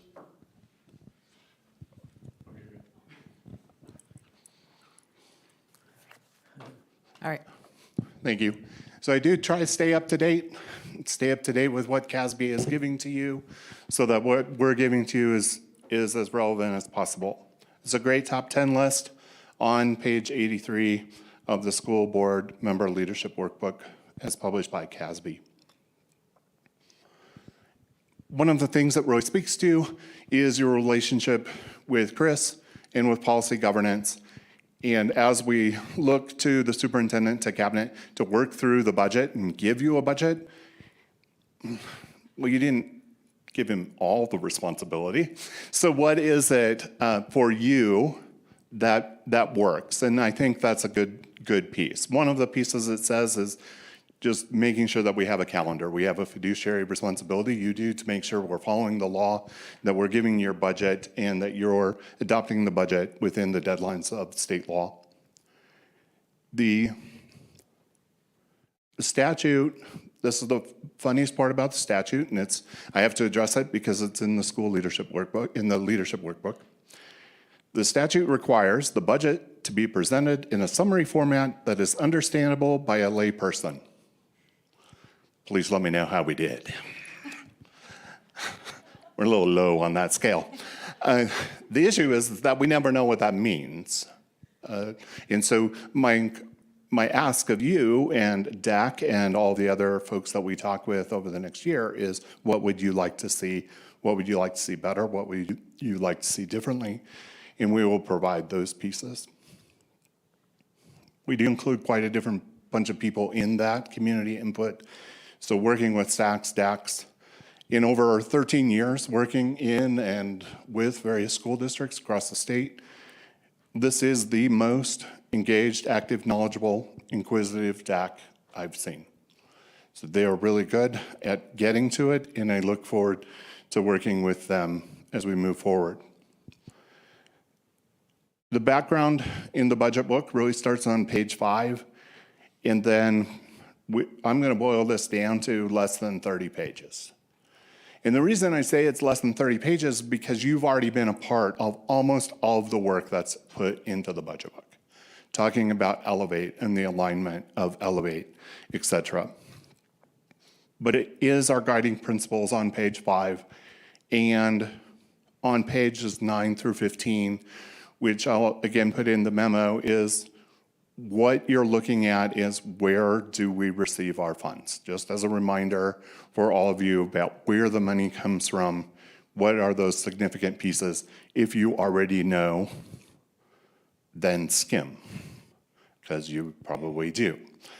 The school-based budgeting practices are on page 144. So you'll want to bookmark page 144. And we will actually get you more information. We developed this year for principals a budget development guide. It's about a 12-page document which outlines how it is we exactly allocate monies to our schools, line by line, item by item, and it will show that on page 144. It does it, but at a kind of a higher point, and we'll break that out. One of the things I'd encourage you to look at is, what does history tell us about the future? There are a lot of 5-year pieces in here, 3 years of history, the current amended budget, and then next year's proposed. Just taking a look and seeing if you have questions about those changes over time. And I'll highlight those pages in the memo. But that also includes pupil count and district personnel trends. So being able to see those, and those personnel trends are listed at fairly detailed amounts, where you would be able to see where exactly those personnel trends have been over the prior 4 years and in the proposed budget, and those are on pages 46 and 47. When we look at page 84, and you like that for a speed ahead, it's really all funds. It's not as useful, I don't think, for you, but at least gives you a big picture about where is the money, and then where are we spending it as a district as a whole. Just remember that some of that money can only be spent on what it's required to be spent on, bond proceeds, for example. Gina will walk through some of this at a good level, and that's what are our major assumptions, and those are on 26, 27, and then some high-level budget projections on 31 and 32. We'll look through, and I'll list out some of the pages. It's, again, how do the numbers align to words? And so having the numbers is not always very helpful unless we're aligning it to the Elevate plan. But there are so many things on pages 89 to 95 which are words about the general fund assumptions. So hidden back on pages 89 to 95. fairly decent little bit of a read. Otherwise, and there's even some pictures there, I think. So it doesn't take up all the space. What I would encourage you to do, because we constantly focus on the general fund, we constantly focus on that. What I would encourage you to look at, please, is the grants section beginning on page 113. I think when we talk to you, both from what Gina's going to talk about today and later in the monitoring report, what we talk with DAC, what we talk with other folks, is really about the general fund. I'd encourage you to just take a look at the grants section, see if you have any questions, that we'll be providing you with the right information. And why do I concentrate only on that fund? Because when we talk about the other funds, you already hear about this throughout the year. Insurance is presented to FAC and to you about how we utilize our insurance.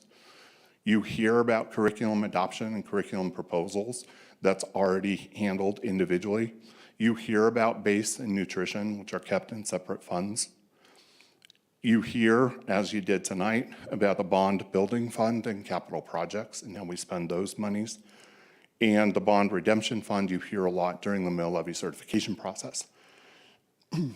Those pieces are obviously important because we have to adopt those budgets as well. At the same time, you hear more about it throughout the year.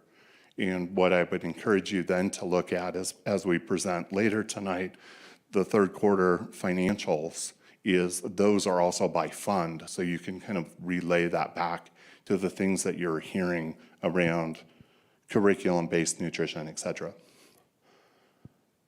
Need to fall asleep. These are all pages really important. It might just take you the year to look through them all. The schools and departments start on page 145 and go all the way to page 237. That is each school's general fund budget. So I want to emphasize that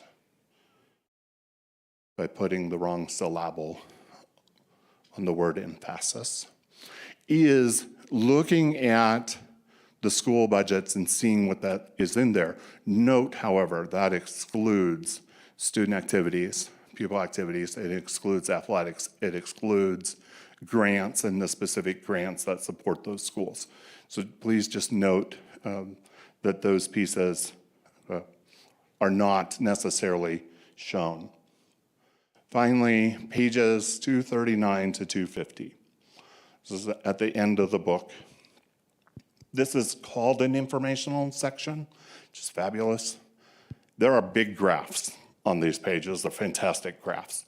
But really what they do is they show you in graphical form a lot of trends. And those trends are really important to what we look at when we're helping to design the numbers around the budgets and proving what those numbers look like.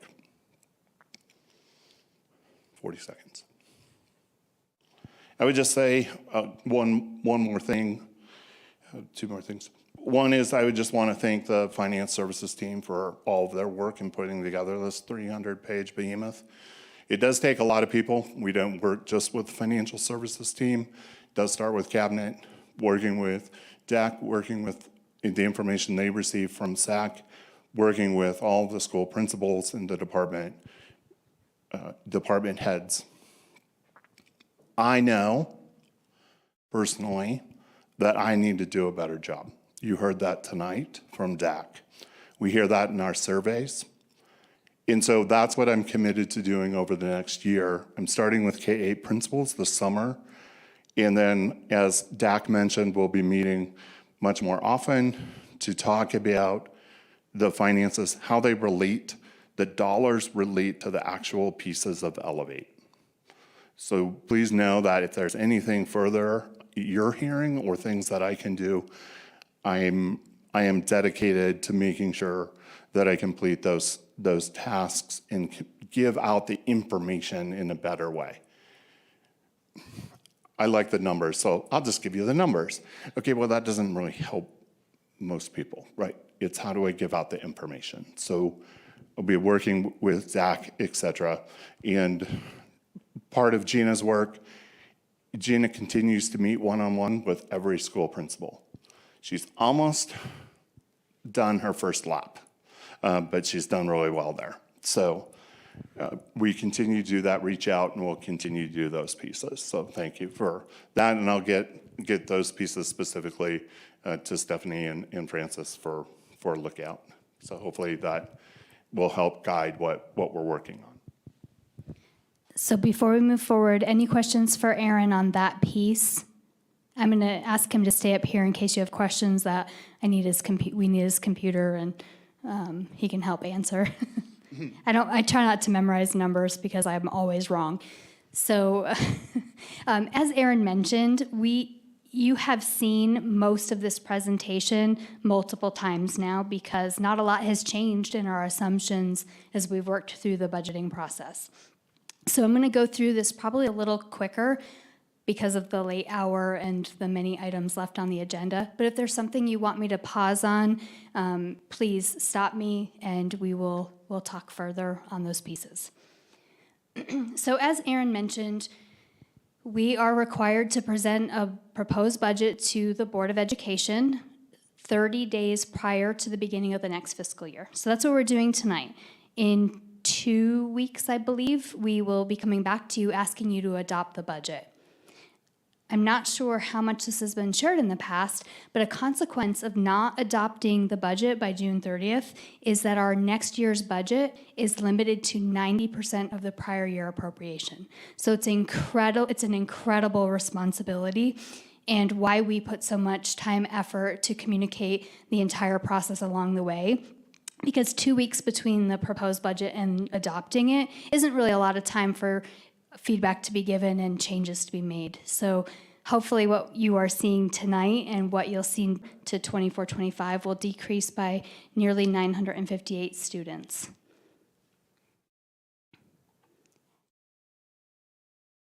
We've talked about these items multiple times as well. So our base funding is adjusting by inflation, which was 5.2%. Which resulted in an additional $419.97 at the base per pupil. We are very excited to see the elimination of the budget stabilization factor and thrilled that for this coming fiscal year, there is no change at how at-risk funding is going to be calculated, and there's no change in how the 5-year averaging calculation works. So those were good pieces of news for us in this legislative cycle.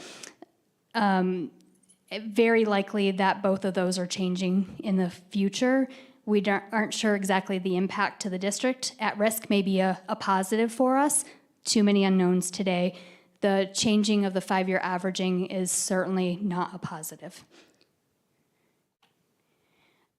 You've seen this graph probably 5 times now, and you might be like, can you please change the way you display it? We will consider it if that would be your preference. But you can see the impact of the average funded pupil count compared to October count. That gap between is additional dollars the district gets because of the current averaging formula. As we continue to, or hopefully start stabilizing in that gap will shrink.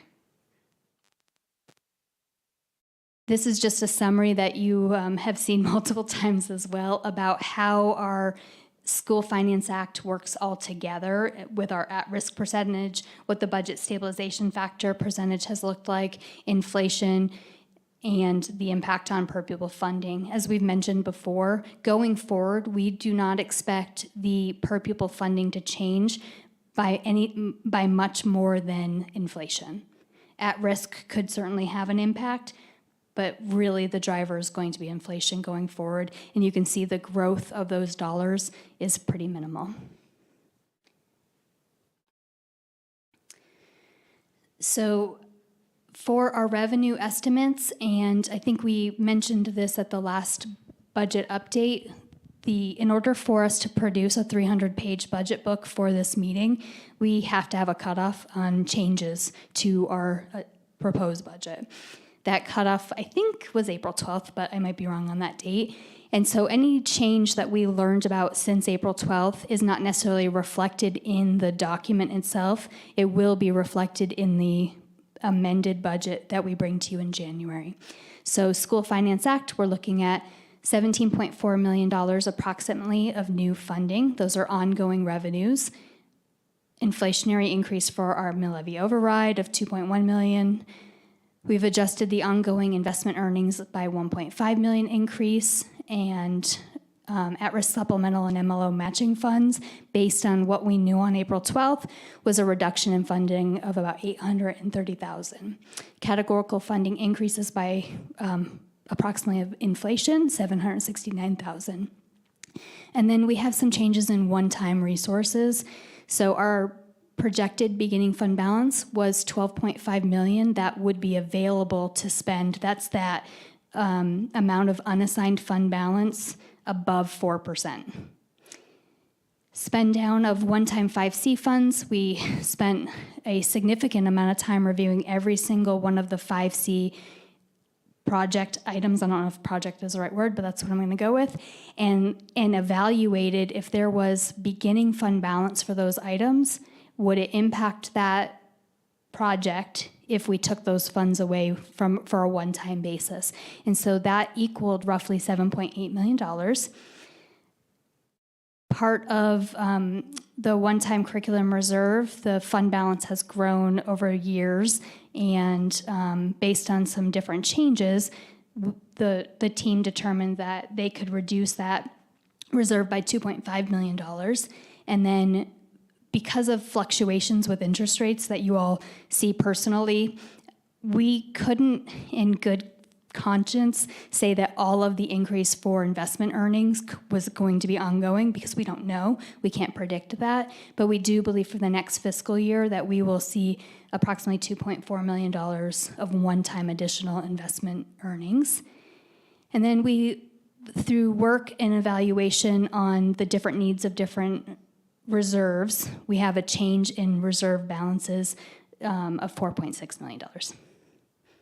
I know that was a real lot of information. Do you want me to pause and any questions on that piece? Okay.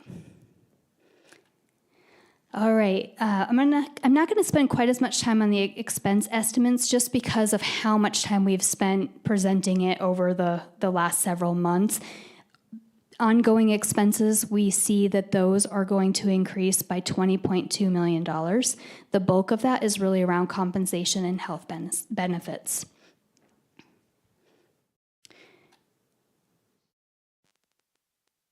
And this is just a continuation of those ongoing expenses.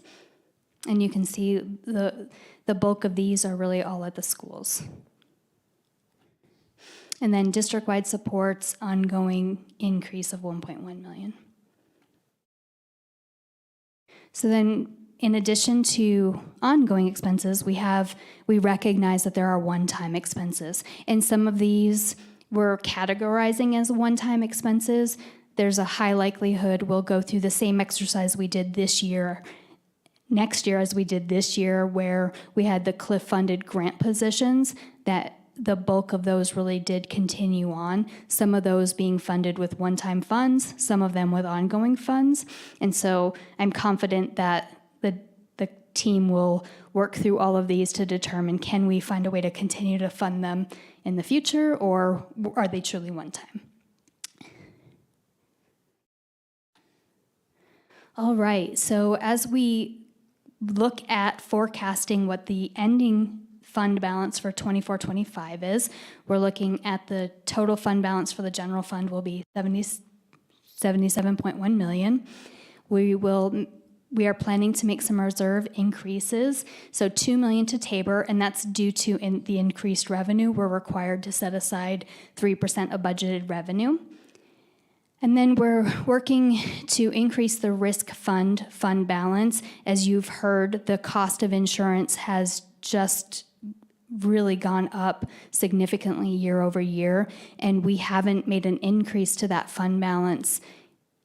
In fact, we've decreased it a few times. And so to get that fund to a point where if something unfortunate were to happen, that fund is prepared to pay for it versus having to find something in the general fund to cut. And this will result in an unassigned fund balance at the end of the school year of 20.1 million, which is exactly 4% of total budgeted revenue. So as I mentioned, this is as a point in time in the budgeting process. And so there are definitely things that we can expect to come back to you with changes that will be reflected in the January amended budget. For sure, we will have a finalization of our funded pupil count as well as where the per pupil revenue lands. So we'll adjust for that. Adjustments based on assessed valuations and the tax levies that are certified in December. You have heard about this already. We learned that we are getting $8.7 million. Actually, we received it just recently from Adams County based on an SOT error. Since this slide was put together, we actually learned that all of this is one-time funding. It is the way that they've calculated the current year is correct, and so there's nothing to adjust in ongoing because our assumptions going forward are based on the current year. So that is all one-time money, and then we will update our federal and state allocations for title and special ed.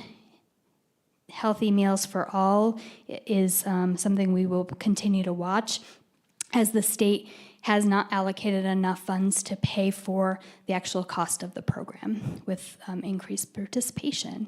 And then we will continue to ask and fight for mill levy equalization, equity, I guess is probably a better way to put it.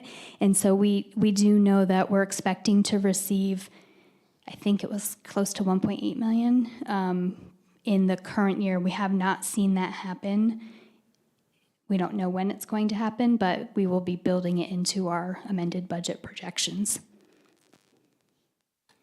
The other thing that would change is if the mill levy overrides on the ballot and it passes, there would be some adjustments in the amended budget, both to revenues and some expense, because we'd start increasing that count by 2% and allocating money to charters and the rest. So that's probably obvious, but I just thought I would call that out too. No, thank you. That really should have been a slide item.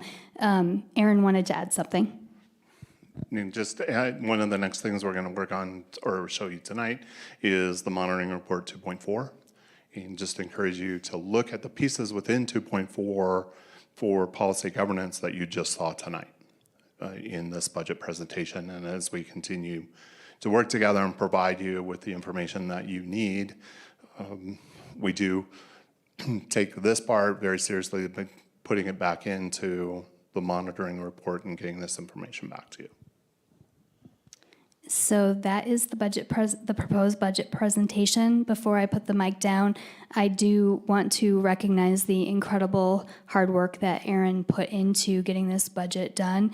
He absolutely worked tirelessly over the last few weeks with his team to complete it, and I don't know that it would have been completed without him. So incredibly grateful.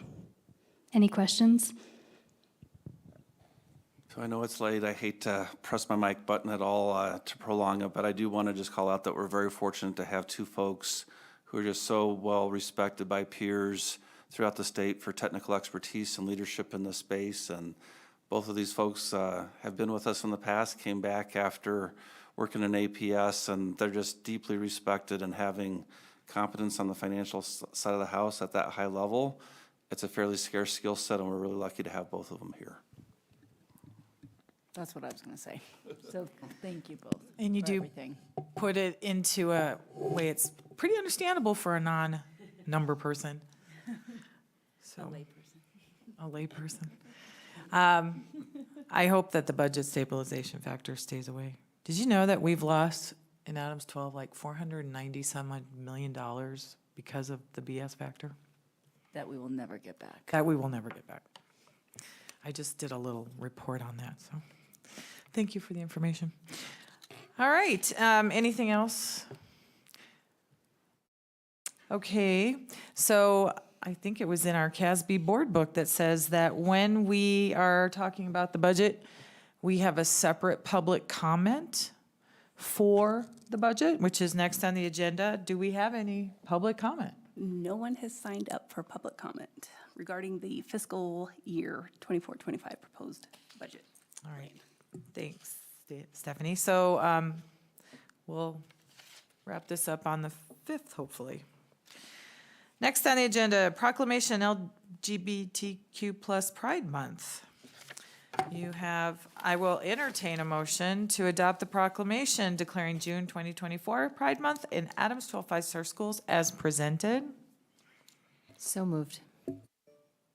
Second. Any discussion? Yeah. So I think for me, what I really appreciate is that we are a district that recognizes the importance of supporting all kids in ways that they need. So a few weeks ago, we got an email from Woodland Park District asking us to support their resolution against the House bill that came out that would support kids, I think with like pronouns or something, I can't remember. But the point is supporting kids in a way that they need to be successful academically. And it just didn't sit right with me. I didn't know really how to respond to it, and I don't know. And then I saw the responses from the Dr. Is it Bird from Summit County, superintendent? Tony Bird. And I just felt so relieved to see that we have competent leadership that understands and follows research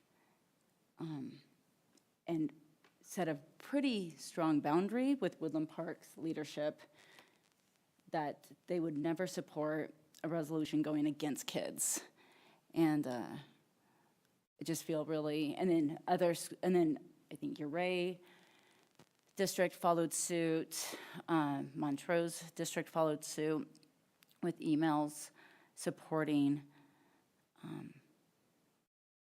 kids and making sure that we are providing ways that kids can be successful academically, and a lot of that is through social and emotional support. And so I'm really proud to be part of a district that does the same, and understanding that we follow, again, research to ensure that our kids continue growing academically. And just keep in mind, there'll be some community celebrations in the next month for Pride Month. Adams County has one, Thornton has one, I think Northglenn has one. So, Broomfield has one too. So anyway, yeah. Anything else? Call the vote. Director Assad Lucas. Aye. Director Battistelli. Aye. Director Goldstein. Aye. Director Marsh-Holshin. Aye. Director Potter. Aye. Okay, on to our monitoring reports. Number 1, internal monitoring operations limitations policy 2.4, financial conditions and activities. I will entertain a motion to acknowledge the board has received a monitoring report as of May 22nd, 2024. You don't have to run, Gina, it's going to take me a while to read this. For the period July 1st, 2023 through March 31st, 2024 of the superintendent concerning board policy 2.4, financial condition and activities, and finds the superintendent's interpretations are reasonable and supported by data that is relevant, justified, and complete. I'm entertaining a motion. So moved. Second. Okay.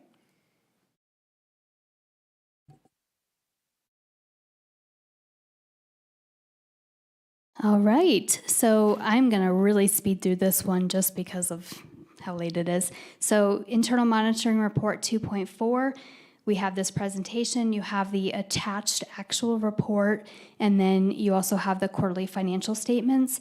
On the quarterly financial statements, what I want to highlight really quickly is in the general fund, Aaron said we talk about that a lot, That's because it's the bulk of our money that we have control over how we use. So our revenue and our expenditures are both coming in within roughly 1% of budget to actual in the same way they did last year at the same time. So that just shows some pretty good precision in budgeting on both the revenue and expenditure side when budget to actual comes in so similar to each other year over year. So I wanted to kind of point that out. We're in good shape. I ran and I shouldn't have. You were right, Lori. Okay, so here you have the purpose of the monitoring report. You guys review on a quarterly basis the fiscal health and condition of the district. We look at different sections of the financials. So we're monitoring the fund balance and reserves. And so I wanted to include a slide. This is page 4 of the actual report, but this shows our fund balance and reserves. So for those people who are not colorblind, the red line is the prior 3% board reserve. The green line is the minimum 4% unassigned fund balance, and then the purple line is the 8%, and then the blue blocks are our actual reserves for unassigned fund balance. So you can see that for fiscal year 23-24, we are just a smidge over that 4% in our forecast right now. And you can also see that we are miles away from the 8%, meaning that the superintendent has done a really good job of ensuring the resources are out to the schools to support Elevate and student achievement. We also monitor the cash positions, investments, and liquidity. And so we look to make sure that the district has enough cash to meet the different expenditures, outflows that we have.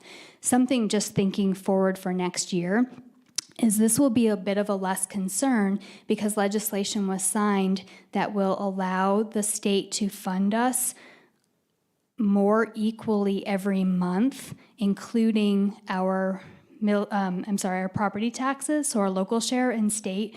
Right now, they take the state portion, divide it by 12, and send it out. Instead, they'll be looking at our total funding, our estimates for what we receive in those months when we collect the bulk of property taxes, and distribute out a higher amount in those months when we don't have those property taxes. So that will significantly change the work we do in monitoring cash flow. We will continue to monitor cash flow, but we won't be in the same close position to potentially needing to participate in the state interest-free loan program. Doesn't mean we won't ever need to participate, but it will make it a whole lot less likely that we need to do that. And believe me, we don't want to. It's a lot of work. It's worth it, but it's a lot of work. And so here is a graph of our cash position. I failed to mention these are as of March 31st. I know it's the end of May, so this is almost 2 months stale at this point, but our cash position as of March was looking good. Our unrestricted cash is significantly higher than other months, and that's because of collecting those property taxes. So next year, this bar graph is going to look a little bit different. So monitoring accounts payable and receivable, and the one item that I want to point out on this is at the time of the report, March 31st, we still had not resolved the issues that we have with Xcel Energy. And as of today, my understanding is those issues have been resolved. Xcel Energy acknowledges that the issues were on their end. We're not paying late fees. We're in good shape. And I don't know if Aaron wants to add anything more on that, but phew. So nothing to report there, all compliance. And then we've spent a lot of time in the last few board meetings talking about our MLOs and the spending to ensure that the district is spending what we said we would spend on 5C. The FAC presented at the last board meeting, I believe, on this. And so the report shows compliance for both the spending for bonds and mill levy override. Monitoring audit compliance and internal controls. Today, the FAC was able to interview Aaron and go through and understand the internal controls that the district has put in place, and they did not find any lack of compliance. We work with our auditors. They review this information every single year. We are, I'm sure Alexis would love to share with you all of the internal controls that Aaron reviewed with her today. That is something we take very seriously and we review on an annual basis, as well as frequently, but our auditors take it very seriously as well. And just an FYI, for our audit, we have 2 more years on our current RFP before we need to consider going out for an RFP with them. I talked a little bit about the quarterly financial statements. Just when you're looking at them, we're required to show you the prior year as of the same date, budget to actual, forecast, and then forecast for the current year. So when you're looking at those, if you have any questions on what any of those columns mean and how to interpret it, and if the way they're put together is how we're statutorily required to put them together. But if there are things you'd like us to add, notes, footnotes, like Aaron said, our goal is to provide the information in a way that is meaningful for you and the community. So if you have any suggestions, we would love to hear them. And any questions?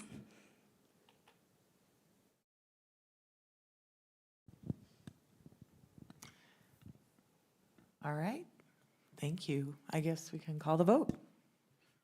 Director Assad Lucas? Aye. Director Battistelli? Aye. Director Goldstein? Aye. Director Marsh-Holshen? Aye. Director Potter? Aye. All right. On to number 2, direct inspection monitoring report, operating limitations policy 2.7, communication and support to the board. I have a question before I ask for a motion. When I look at it in board docs, all it is the policy. Is that the report? So there is no actual report. Direct inspection is the board looking at the policy and commenting on whether the superintendent has complied with the policy statements. There used to be a checklist that was provided in conjunction with this, but the board some time ago did away with that and it asked to just have the policy provided. And so it's really just the board's conversation around the superintendent's compliance with the statements. Got it. I wish they would ask that sooner, but.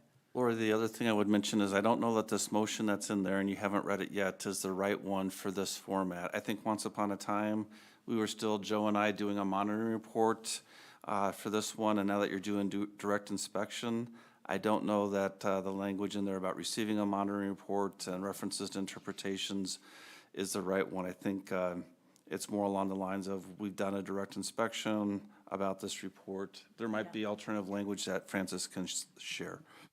There is. I'll pull it up real quickly. Okay.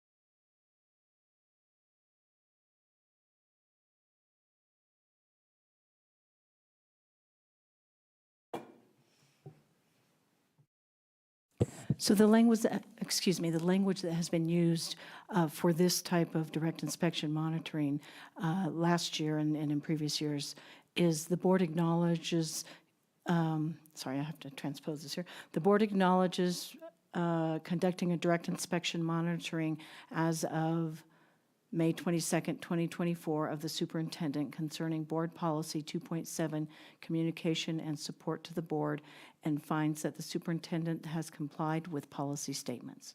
All right, do I need to read that? you can say as proposed. I will entertain a motion to accept the motion as proposed. So moved. Second. All right, so now we can have a discussion on whether or not, how we feel about whether or not Chris has complied to this policy. I think you have done a great job, Chris. You go above and beyond keeping us informed. I would say better than timely.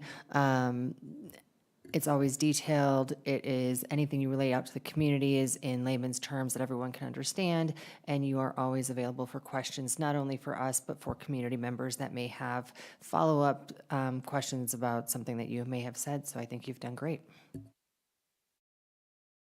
Yeah, I would echo that, and thank you. And as a first drinking from a fire hose time board member, I really appreciate it. And James, who is on city council, was like, why do you meet with him so much? We never did that. So I think it is unique, and I appreciate the time you take.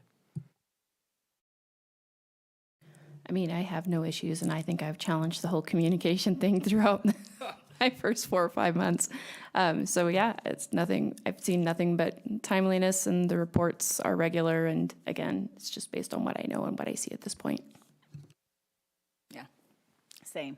Echo what everyone's already said. I think you provide really thorough information to us, updates, even with things that you don't even really necessarily have to do, and just keeping us posted, decisions. So thank you for everything. And I know in talking to some of my colleagues in other school districts, it's not always that way with their superintendents. So I appreciate that too.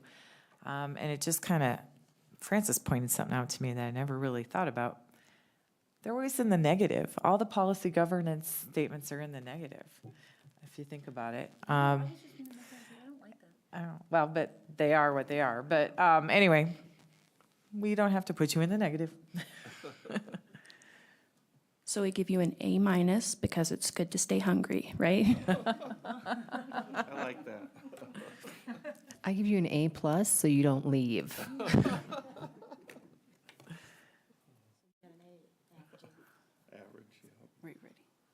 I think it's time to vote.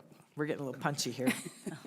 Director Assad Lucas. Aye. Director Battistelli. Aye. Director Goldstein. Aye. Director Marsh-Holshen. Aye. Director Potter. Aye.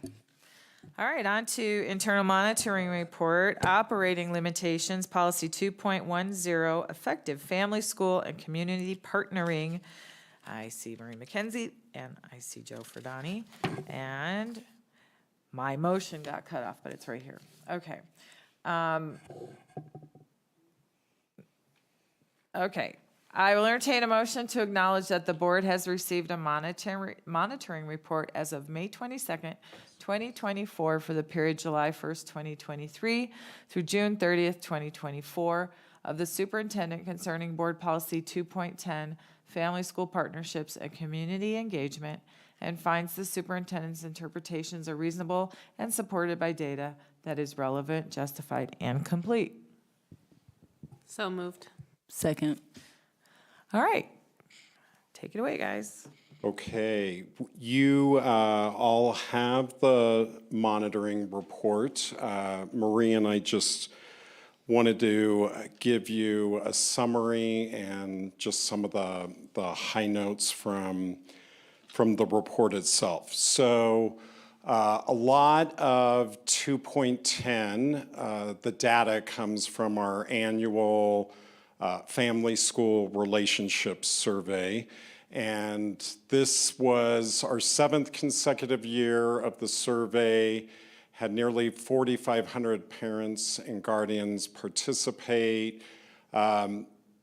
Panorama, who does the survey for us and does the survey for districts across the nation, many districts, they see nationwide response rate around 20%. Typically, we're at that level or a little bit above. We did see a lower response rate this year at 17%. This is something to be mindful of, this is the 7th year, and the questions have not changed. Part of that is so that you have that longitudinal data, so to speak, from one year to the next. But it is something that we're talking with Panorama about in terms of potentially changing some of the questions that we have on the survey, and I can touch base more on that towards the end here. We do see more variance than we'd like in terms of response rate from school to school, and that can depend on a lot on how the school is promoting the survey. Many schools utilize parent-teacher conference time to also encourage families to take the survey. They also, many schools that will see a higher response rate will talk a lot to their school communities about how they use the data, the importance of families filling out the survey, and things of that sort. So those are just a couple things to be mindful of with respect to the survey. Within the monitoring report, it includes 17 data points. We saw 13 gains this year, 1 no change, and then 3 declines.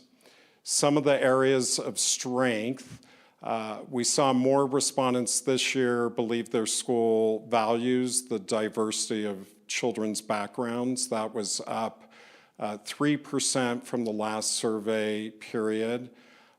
We also saw more respondents believe that their school's a good fit given their child's cultural background, up 2%. We continue to see a favorable response in terms of schools communicating well with people from different cultures. That's a 93% favorability. And then more respondents believing that the district creates environments where parents can assist with their students' learning. And then Marie will highlight some of the diversity and equity initiatives that we have going on. Good evening, Board of Directors and Superintendent Godowski. Very excited to be here with you this evening on the heels of Brown versus Board of Education, May 17th. So as we know, this work is collective work, and what I am very proud of is that in Adams 12, we continue to be committed to educational equity.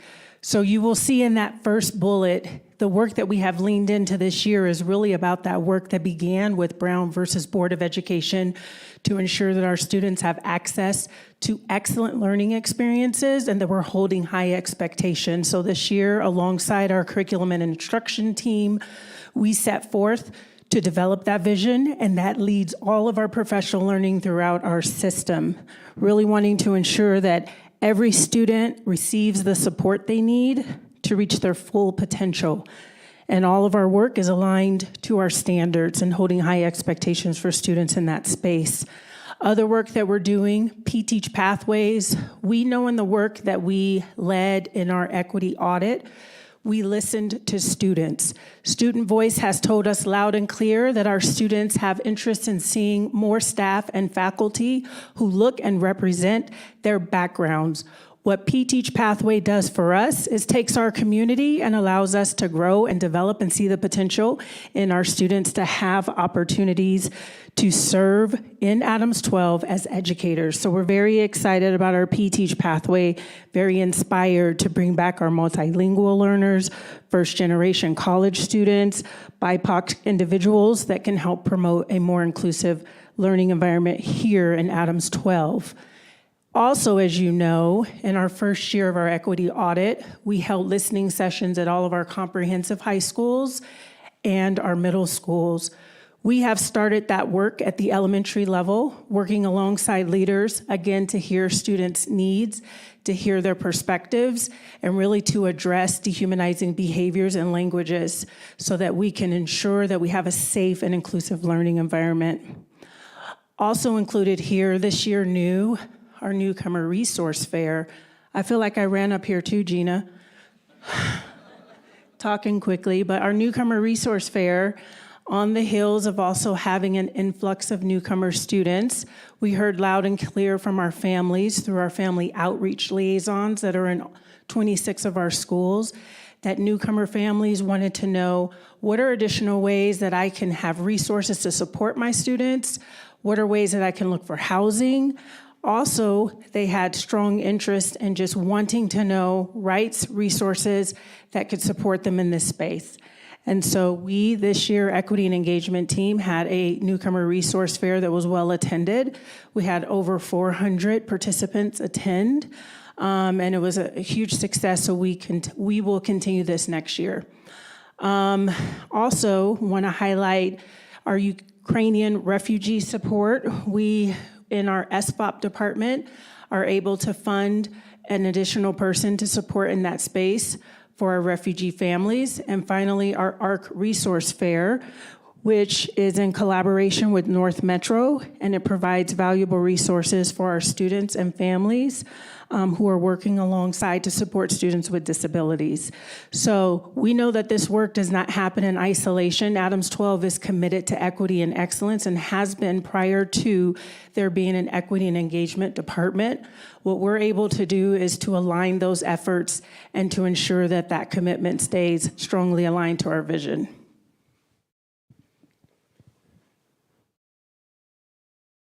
And then these are just a few growth opportunities that we have. Finding that just right balance of in-person and virtual engagement opportunities. Really, I think we're doing a good job, but continuing to find those opportunities. A good example is our Building Healthy Communities series. Some of those are held in person, some of those are held virtually, depending on lots of times on the content that's being delivered. Blueprint is another good example of where we've had a mix of in-person as well as virtual opportunities. Virtual being most immediate, the virtual open house, but also having that in-person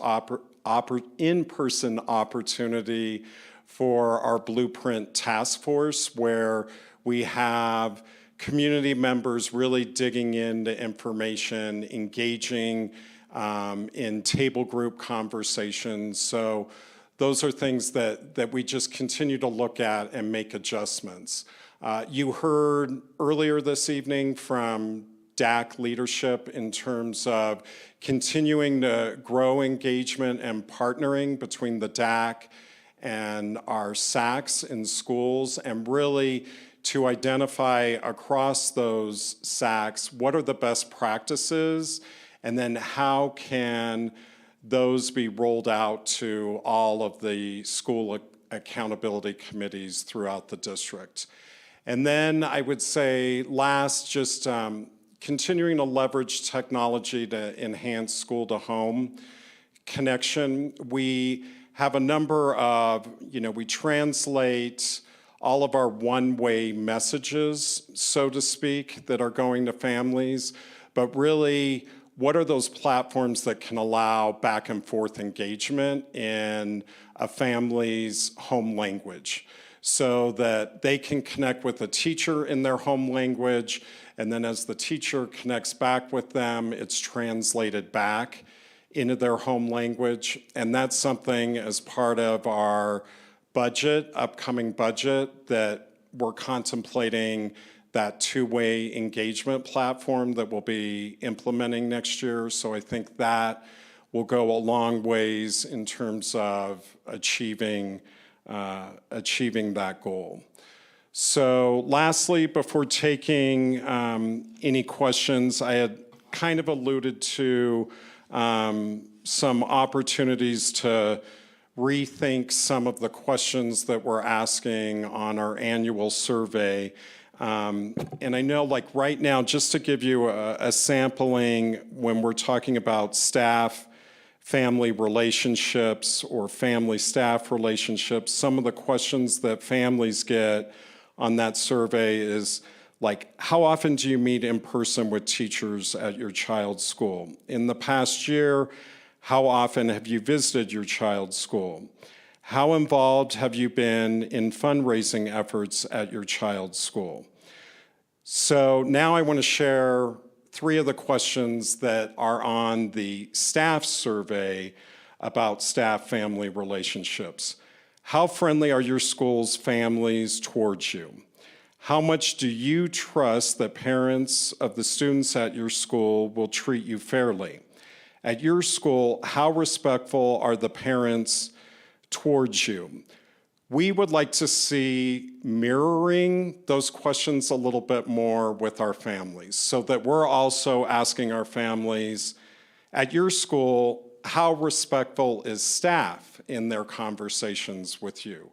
Or how friendly is school staff towards you? So that we're asking similar questions of our parents as we are staff, if that makes sense. So that's some of the ongoing work that we're engaged with Panorama, to see if we can make some adjustments to the annual survey. So with that, any questions or comments? I have, I think, I have an observation. And I make this observation mostly because I'm hoping to find a way that we as a district can address it, because I really want that information. And first of all, thank you for sending us the data on the schools and how many people from each school participated. That breakdown was very helpful. But as I was looking through I guess in particular what I'm talking about is 2.10.2 policy wording, inclusive and nurturing environments which value cultural diversity, awareness, and sensitivity. When I looked at the breakdown that was provided, I saw that we had a preponderance of responses from schools that were, for lack of a better term, north of 120th. And we didn't have as many, although some schools were exceptional in their turnout, south of 120th.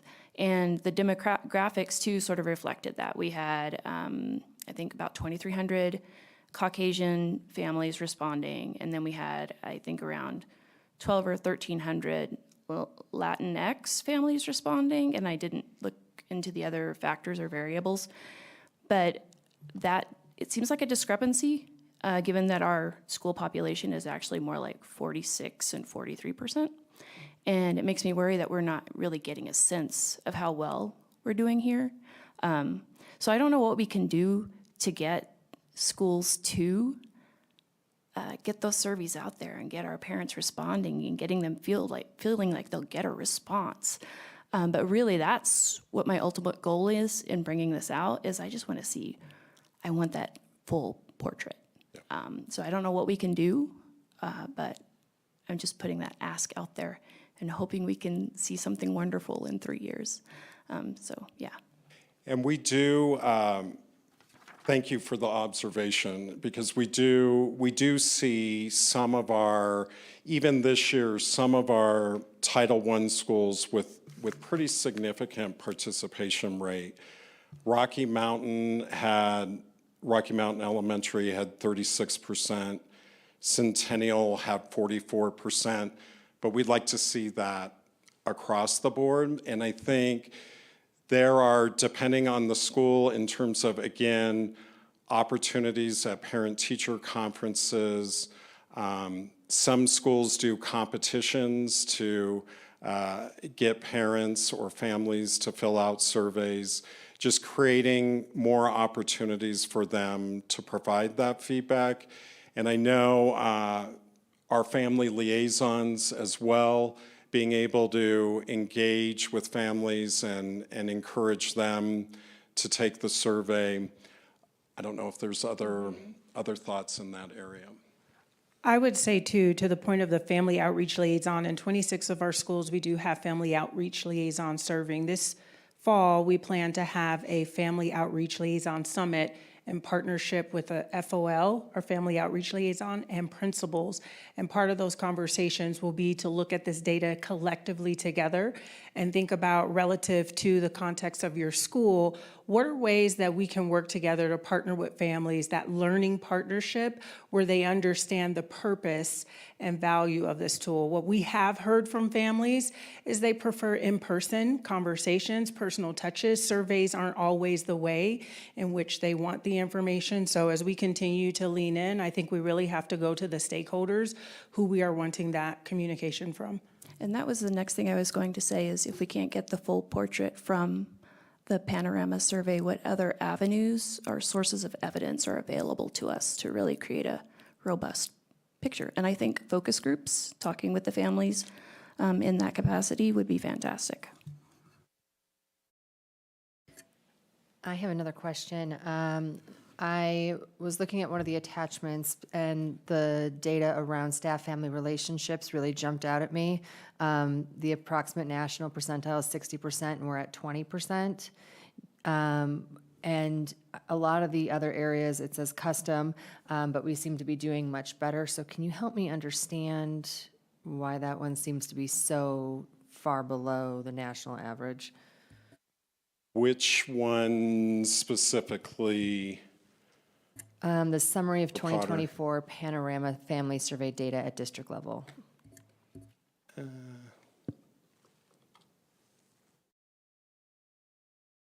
I'm going to have to get into. Well, and looking at the Panorama survey, when there's questions asking about, you know, how does a parent feel like they can advocate for their child or assist with their students' learning, they seem to be pretty consistently polling lower than most of our other questions. I mean, they're 41%, 44%, and then you move on to involvement opportunities, or how does your family, you know, do you feel welcome, which are polling in the 70, 80%. Yep. So is this a consistent theme we're seeing where staff-family relationships are struggling, or I guess that's what I'm trying to look for. Yeah, I do know that when we have custom questions, and there's a series of 4 of them, I believe, that are directly tied to board policy verbatim, and those tend to be in the 40s, that a lot of that is by nature of that custom question, and it's just the way the question is phrased. It's not necessarily super conversational or accessible, the language in that question. So, but I don't know if that's specifically the question that you're talking about, so. Okay. Just as I eyeball this, I'll just say, number one, I don't think what Courtney's referring to as a custom question. It looks like it's more the staff-family relationships category of questions. And I don't recall us doing as poorly as the 20th percentile compared to a 60th national percentile. I'd want to spend some more time digging into that to make sure we've got the accurate data, number one. And if we do have accurate data, then I think we all need to give it a much closer look. I just didn't have top of mind that we were such a huge outlier as what this data shows right here. No, that 20% is accurate. But that is, we're at the 60th percentile nationally, though. That's a benchmark. So the reality is districts across the nation are in that lower percent, like where they're seeing even less than 20%, if that makes sense. So, and a lot of that is because I'll go back to the questions that are asked are things such as, in the past year, how often have you visited your child's school? So part of what we've talked with Panorama in terms of, especially post-pandemic, there may be conversations or engagement going on through virtual meetings, email conversations, but I might not be stepping into the school building on a frequent or regular basis. So, but that data is accurate in terms of that 20%. But really, it's important to keep in mind, how does that compare nationally? And we're at the 60 percentile. Does that help a little That makes me feel bit? much better, because the way I read that was like the national average was 60%. No. So thank you for that clarification. Yeah. I still think it's a disappointing number, and I would love to lean into that more to understand, like you said, is it truly that they're not going into the school? And I look at my own children and how I communicate with educators now versus even pre-pandemic, and it is wildly different. There's definitely a sense of, I don't want to bother them, they're very busy, and part of that is, now that I'm on a board, I understand how busy they are. But just really want to lean into that space to make sure that those relationships are as healthy as possible. So thank you. You're welcome. I just had a quick comment and appreciation about doing the listening sessions with elementary students. I think there's a lot of information that can be learned by them and from them, and I think there's this misconception that young kids maybe don't understand, or they don't get it, or whatever the case may be. And again, this is just my opinion, but I think it's how our brains have developed as adults. We have lost the ability to understand kids, and they don't have the language or the words to use for us as adults to understand it. And so I really appreciate diving in, listening to them from their perspective, as we did for middle and high, because I think they have so much to share, and more of them are less likely to share that as they go into middle and high school age and develop. So thank you for that.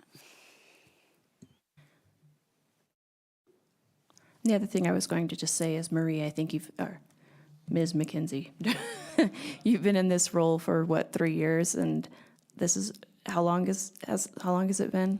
We're not at 2 years yet. Well, there you go, right? And it just kind of reinforces what I was saying, is I think you've done a lot of great work in a very compact period of time. It's great that we have your role. It's wonderful that they have you leading that effort, and I can't say enough about the work you've done.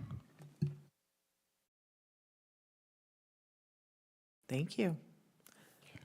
Call the vote. Director Assad Lucas? Aye. Director Battistelli? Aye. Director Goldstein? Aye. Director Marsh-Holshin? Aye. Director Potter? Aye. All right, consent agenda. I will entertain a motion to approve the personal actions as presented: resignations and terminations, transfers and reassignments, employment and leaves of absence. So moved. Second. Any discussion? Call the vote. Director Assad Lucas? Aye. Director Battistelli? Aye. Director Goldstein? Aye. Director Marsh-Holshin? Aye. Director Potter? Aye. All right, we have one more meeting, hopefully, before our summer break, and that will be June 5th, and you can see that too will be a very robust meeting. I'm glad we started at 6 o'clock tonight. It's been a late one. And is there any comments on any of that? If I may, President Goldstein, actually, we're hoping to have two more. The Legislative Policy Matters is not able to present the legislative overview that we had hoped for the June 5th work study session. And in an effort not to waylay that all the way through August, all board members have RSVP'd that they'll be attending the Night of Hope, Night of Honor celebration. And so Lori had thought maybe we could get together for an hour before that. So if folks could let me know at your soonest convenience if that would work for you, then we would move forward with that. So thank you very much. Right, otherwise we're like halfway to the next legislative session. I do want to say thank you, Stephanie. You did a great job tonight. And I would be remiss, and Priscilla, I thought I didn't have any more tears left because I gave them all to Amy, but this is your last board meeting with us.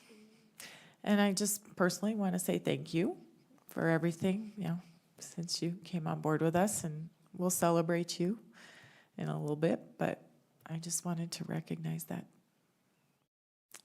Yeah, thank you for everything. Again, I think you've set a new precedence and such a support. And no matter what schools we go into, they just appreciate you and respect you so much and speak so highly of you. And that really goes to show to your leadership, to your style. So thanks for everything. You will be very, very much missed. Well, it's late. We're adjourned.